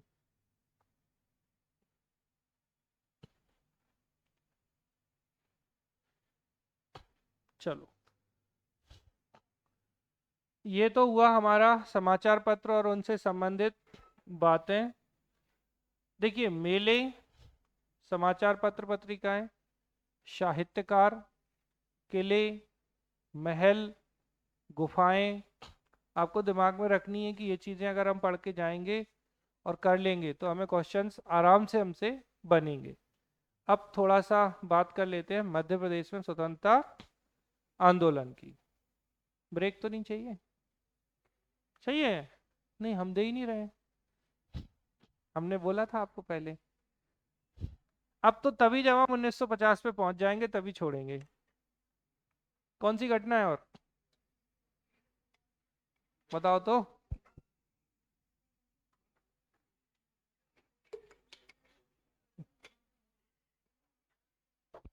वो कितने लोगों को लगने लगी? मुझे नहीं लग रही है, मैंने एकदम लेट नाश्ता किया है। आज हम स्वतंत्रता आंदोलन पूरे करेंगे, तभी हम आपको ब्रेक देंगे। चलो, रेडी? रेडी सेडी गो। मध्य प्रदेश के प्रथम 1818 में बेटा अंग्रेजों के खिलाफ जो पहला विद्रोह किया गया था वो 1818 में बेसिकली यहाँ कौन थे? अप्पाजी भोंसले थे। अरबी सैनिकों की मदद से इन्होंने अंग्रेजों को हराया था। बुंदेला विद्रोह, अच्छा 1824 छूट गया तो मैं वैसे ही बोल देता हूँ। 1824 में कौन थे? कुंवर चैन सिंह ने पहली बार विद्रोह किया था, ठीक है। और इन्हें मध्य प्रदेश के प्रथम शहीद और मध्य प्रदेश के मंगल पांडे के नाम से जाना है। अच्छा, आप लोग टेंशन नहीं लो, सिर्फ मैं घटनाएं और ईयर बताऊंगा और हम 1950 पे आ जाएंगे। मुश्किल से 30 नाम होंगे। कितने? 40 होंगे, मतलब मैक्सिमम। ध्यान दो, नहीं दोगे मैं पूछूंगा और जाने नहीं दूंगा, इसलिए अब समझ जाओ। बुंदेला विद्रोह 1842 में शुरू किया गया था। अभी डिटेल नहीं बता रहा हूँ मैं इसकी, बस आपको थोड़ा ध्यान रखना है कि बुंदेला विद्रोह जो है वो स्पेशली बुंदेलखंड क्षेत्र में था। एक, बुंदेला विद्रोह के अलग अलग जो नेतृत्व करता है, ठीक है, जैसे शाहगढ़ से राजा वक्तवली थे। कौन थे शाहगढ़ से? वक्तवली थे, ठीक है। ऐसे ही अलग अलग क्षेत्रों से अलग अलग शासकों ने यहाँ पार्टिसिपेट किया था, उनका क्या कंट्रीब्यूशन था इस पर हम आगे बात करेंगे। मध्य प्रदेश में 1857 की क्रांति का प्रारंभ नीमच से होता है, 3 जून 1857 को। बहुत इंपॉर्टेंट क्वेश्चन है, कई बार एग्जाम में पूछा गया है। तो कहां से शुरू होती है 1857 रिवॉल्ट? ठीक है, ये रहा, ठीक है। और भारत में अगर हम बात करते हैं 1857 की क्रांति, तो 10 मई 1857 मेरठ छावनी से। 3 अलग अलग प्रश्न है। एक है मंगल पांडे ने कहां से नेतृत्व किया या कहां से 1857 की क्रांति में भाग लिया? तो मंगल पांडे ने बैरकपुर छावनी से, ये अलग बात है। लेकिन 1857 की क्रांति सबसे पहले कहां से स्टार्ट हुई? जो डेट मानी जाती है वो 10 मई 1857 से मेरठ कैंट से मानी जाती है। और मध्य प्रदेश में जो 1857 की क्रांति है वो 3 जून 1857 को कहां से? बोलो जल्दी से। नीमच से, ठीक है, ये हुई बात। फिर इसके बाद तात्या टोपे को फांसी, ठीक है। तो 18 अप्रैल 1859 को तात्या टोपे को शिवपुरी में फांसी दे दी गई थी। इनके दोस्त जो थे मान सिंह ने इन्हें धोखे से पकड़वा दिया था। याद है सारी बातें आपको अच्छे से? मध्य प्रदेश में पॉलिटिकल एक्टिविटीज या राजनीतिक गतिविधियों की शुरुआत 1906 से मानी जाती है। कब से मानी जाती है? 1906 से। भाभरा अलीराजपुर में चंद्रशेखर आजाद का जन्म हुआ था 1906 में। इसीलिए पहले ये कहाँ था? अलीराजपुर डिस्ट्रिक्ट नहीं था उस समय, तो क्या था? झाबुआ था। फिर झाबुआ से अलीराजपुर बन गया और अलीराजपुर का भाभरा, तो भाभरा को अब क्या कहा जाता है? चंद्रशेखर आजाद नगर के नाम से जाना जाता है। जबलपुर में होम रूल लीग की स्थापना 1916 में हुई। तो बेटा देखो 1916 में एनी बेसेंट और बाल गंगाधर तिलक, तो अप्रैल 1916 में बाल गंगाधर तिलक ने, सितंबर 1916 में एनी बेसेंट ने, और मध्य प्रदेश में भी 1916 में होम रूल लीग आंदोलन की शुरुआत की गई थी। ठीक है, ये हम बता चुके हैं। माखनलाल चतुर्वेदी द्वारा 1920 रतौना सागर में कसाई खाना आंदोलन या रतौना सत्याग्रह की शुरुआत की थी। अच्छा, इतने के बावजूद आप गलत करके आ जाओ ना, तो फिर आपका कोई कुछ नहीं कर सकता। जबलपुर में प्रथम झंडा सत्याग्रह जनवरी 2023।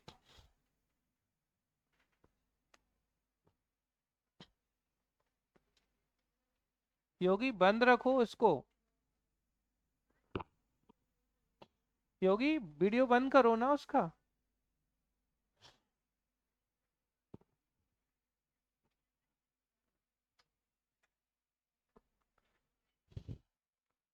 तो जबलपुर में बेटा झंडा सत्याग्रह तो कैसे याद रखोगे, जा झा जबलपुर झंडा सत्याग्रह 1923, बहुत इंपॉर्टेंट है। नागपुर झंडा सत्याग्रह 13 अप्रैल 1930 को, जबकि जबलपुर में कब हुआ, जनवरी 1923 में। ठीक है, फिर इसके बाद मध्य प्रदेश का झंडा दिवस मनाया गया था 18 जून 1923 को।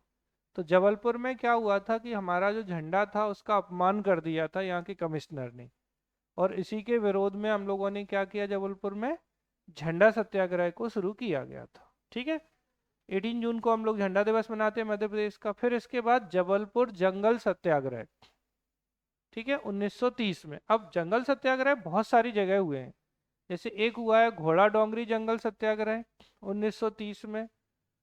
ठीक है, घोड़ा डोंगरी जो जंगल सत्याग्रह था, बताओ इसके नेतृत्वकर्ता कौन थे, गंजन सिंह कोरकू, पक्का। अच्छा ठीक है। घुनघुटी जंगल सत्याग्रह, तो घुनघुटी उमरिया में था अगस्त 1930 में। फिर छिंदवाड़ा जंगल सत्याग्रह, छिंदवाड़ा है तो छिंदवाड़ा में ही होगा, 11 अगस्त 1930 को। ओरछा जंगल सत्याग्रह सितंबर 1930। चरण पादुका कांड, अब यहाँ पर एक चीज जो आपकी है वो है घोड़ा डोंगरी के अलावा एक और इम्पोर्टेंट, कौन सा, टुरिया जंगल सत्याग्रह। तो टुरिया जंगल सत्याग्रह का नेतृत्व दुर्गा शंकर मेहता और मूका लोहार ने किया था। बोलो जल्दी से, टुरिया जंगल सत्याग्रह 1930, नेतृत्वकर्ता दुर्गा शंकर मेहता और मूका लोहार। फिर ओरछा में 1930 में। अब ये बहुत इंपॉर्टेंट है, चरण पादुका कांड या चरण पादुका नरसंहार। तो चरण पादुका जो मैसेक्रे है वो 14 जनवरी 1931 को हुआ था। ठीक है, और चरण पादुका कहाँ है, तो ये चरण पादुका छतरपुर जिले में है, उर्मिल नदी के किनारे है। ये कहाँ है, उर्मिल नदी के किनारे चरण पादुका गांव में फिशर ने जाके अंधाधुंध गोलियां चलाई थी। किसने, फिशर ने। फिर है पंजाब मेल हत्याकांड, तो 23-24 जुलाई 1931 को पंजाब मेल हत्याकांड जो है वो खंडवा में है। कहाँ है, खंडवा में। तो यहाँ पर हमारे क्रांतिकारियों ने किसकी हत्या कर दी थी, हेक्सेल। तो हेक्सेल की हमने यहाँ हत्या की, और इससे पहले फिशर ने कहाँ गोलियां चलाई थी, चरण पादुका छतरपुर में। मध्य प्रदेश स्त्री सेवा दल की स्थापना रतलाम में 1931 में हुई। तो 1931 की 3 इंपॉर्टेंट घटनाएं, चरण पादुका नरसंहार, 14 जन 1931, पंजाब मेल हत्याकांड कब, 23-24 जुलाई 1931, और मध्य प्रदेश स्त्री सेवा दल की स्थापना रतलाम में 1931 में। इसके बाद भोपाल राज्य हिंदू सभा 1934 में। तो भोपाल राज्य हिंदू सभा 1934 में बनी। रीवा में जुबली जनाना अस्पताल की स्थापना 1938 में की गई। ये बहुत इंपॉर्टेंट है, ये दोनों प्रीवियस ईयर में पूछे गए हैं। सोहाबल नरसंहार, तो सोहाबल सतना में था, 19 जुलाई 1938 को यहाँ पर नरसंहार किया गया था। तो सोहाबल नरसंहार कहाँ, सतना में, 19 जुलाई 1938 में।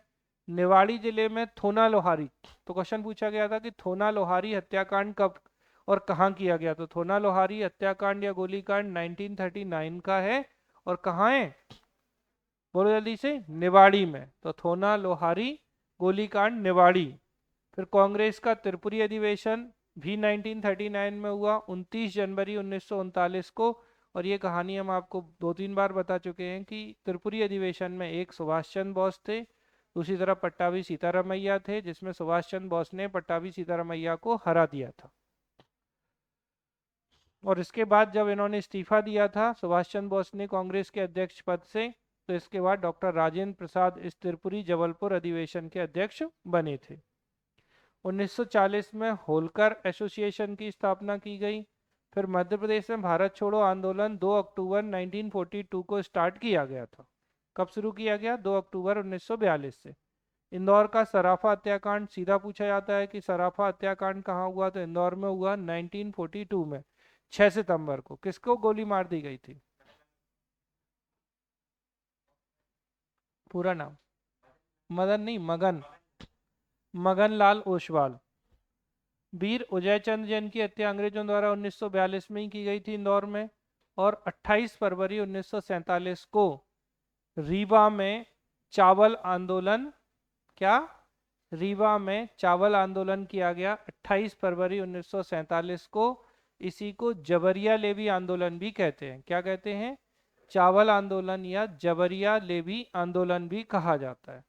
फिर भोपाल का जलियांवाला बाग हत्याकांड आ जाता है। अच्छा, डेट एक ही है 14 जनवरी, लेकिन ईयर 49 है। तो 14 जनवरी 1949 को बोरास घाट, ठीक है, तो यहाँ पर भोपाल का जलियांवाला बाग हत्याकांड होता है, जिसमें भोपाल के नवाब हमीदुल्ला खां के जो सेनापति थे जफर अली, इन्होंने यहाँ पर भीड़ पर गोलियां चलाई थी। इसे मध्य प्रदेश का नहीं, भोपाल का जलियांवाला बाग हत्याकांड कहा जाता है। फिर भोपाल राज्य का भारत संघ में विलय 1 जून 1949 को हो गया था।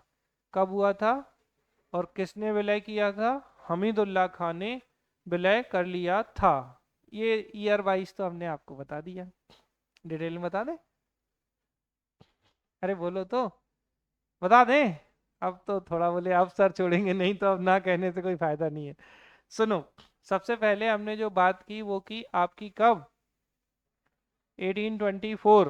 1824 में क्या था? पहले 1818 में अप्पाजी भोंसले ने अंग्रेजों के विरुद्ध विद्रोह किया और अरबी सैनिकों के सहयोग से अंग्रेजों को हरा दिया। 1824 में किसने? कुंवर चैन सिंह ने। जितना जल्दी आंसर करोगे उतना जल्दी छोड़ देंगे। कुंवर चैन सिंह ने क्या किया? कहां से? सीहोर से विद्रोह किया। मध्य प्रदेश के पहले शहीद, स्वतंत्रता सेनानी भी माने जाते हैं, और इनकी छतरी सीहोर में और नरसिंहगढ़ रियासत से थे। फिर 1842 का विद्रोह हुआ। फिर उसके बाद बुंदेला विद्रोह हो गया। ये 1857 की क्रांति कहाँ से शुरू हुई? 3 जून 1857 नीमच छावनी से। ठीक है, फिर इसके बाद आगे बताओ। मध्य प्रदेश में व्यवस्थित रूप से जो क्रांतिकारी राजनीतिक गतिविधियां थी वो 1906 से स्टार्ट हो गई थी। ठीक है, और 1916 में हमारे यहाँ क्या? होम रूल लीग आंदोलन। फिर 1920 में रतौना सत्याग्रह या कसाई खाना आंदोलन। किसने? ठीक, बहुत बढ़िया। 1923 में झंडा सत्याग्रह, जनवरी 1923 जबलपुर से। नागपुर में भी था। फिर इसके बाद 1930, बोलो, जंगल सत्याग्रह, घोड़ा डोंगरी जंगल सत्याग्रह, टुरिया जंगल सत्याग्रह। घोड़ा डोंगरी के नेतृत्व करता गंजन सिंह कोरकू बैतूल से। और टुरिया जंगल सत्याग्रह मुका लोहार दुर्गा शंकर मेहता टुरिया शिवनी से।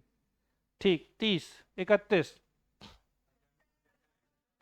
पहले चरण पादुका नरसंहार 14 जनवरी 1931 चरण पादुका छतरपुर में फिशर ने जाकर उर्मिल नदी के किनारे लोगों पर गोली चला दी थी। फिर इसके बाद पंजाब मेल हत्याकांड 23-24 जुलाई 1931 क्रांतिकारियों ने हेक्सेल को मार दिया था।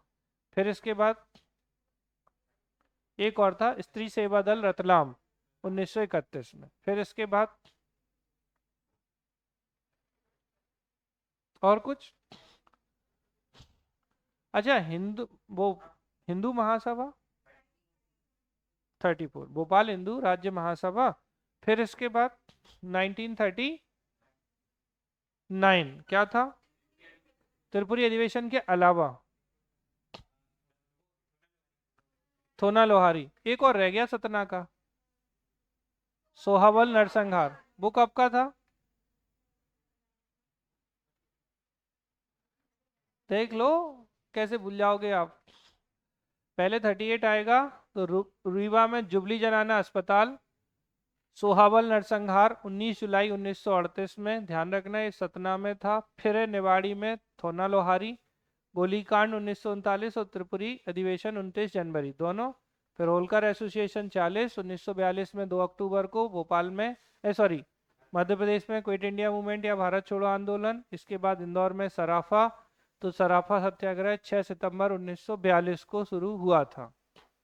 ठीक है। फिर उदयचंद जैन की हत्या 1942 में कर दी गई। 28 फरवरी 1947 को क्या, रीवा में चावल आंदोलन, जवरिया लेवी आंदोलन भी कहते हैं। और बुरास घाट रायसेन जो था यहाँ पर मध्य प्रदेश का नहीं है, भोपाल का जलियांवाला बाग हत्याकांड, जिसमें जफर अली ने गोलियां चलाई थी। 14 जनवरी 1949 और 1 जून 1949 को भोपाल राज्य का भारत संघ में विलय हो गया था। और इसके विलय करने वाले कौन थे, हमीदुल्लाह खां थे। ठीक है, इनकी डिटेल में बात नहीं कर रहे हैं। ठीक है, चलो ठीक है, इतना बहुत है।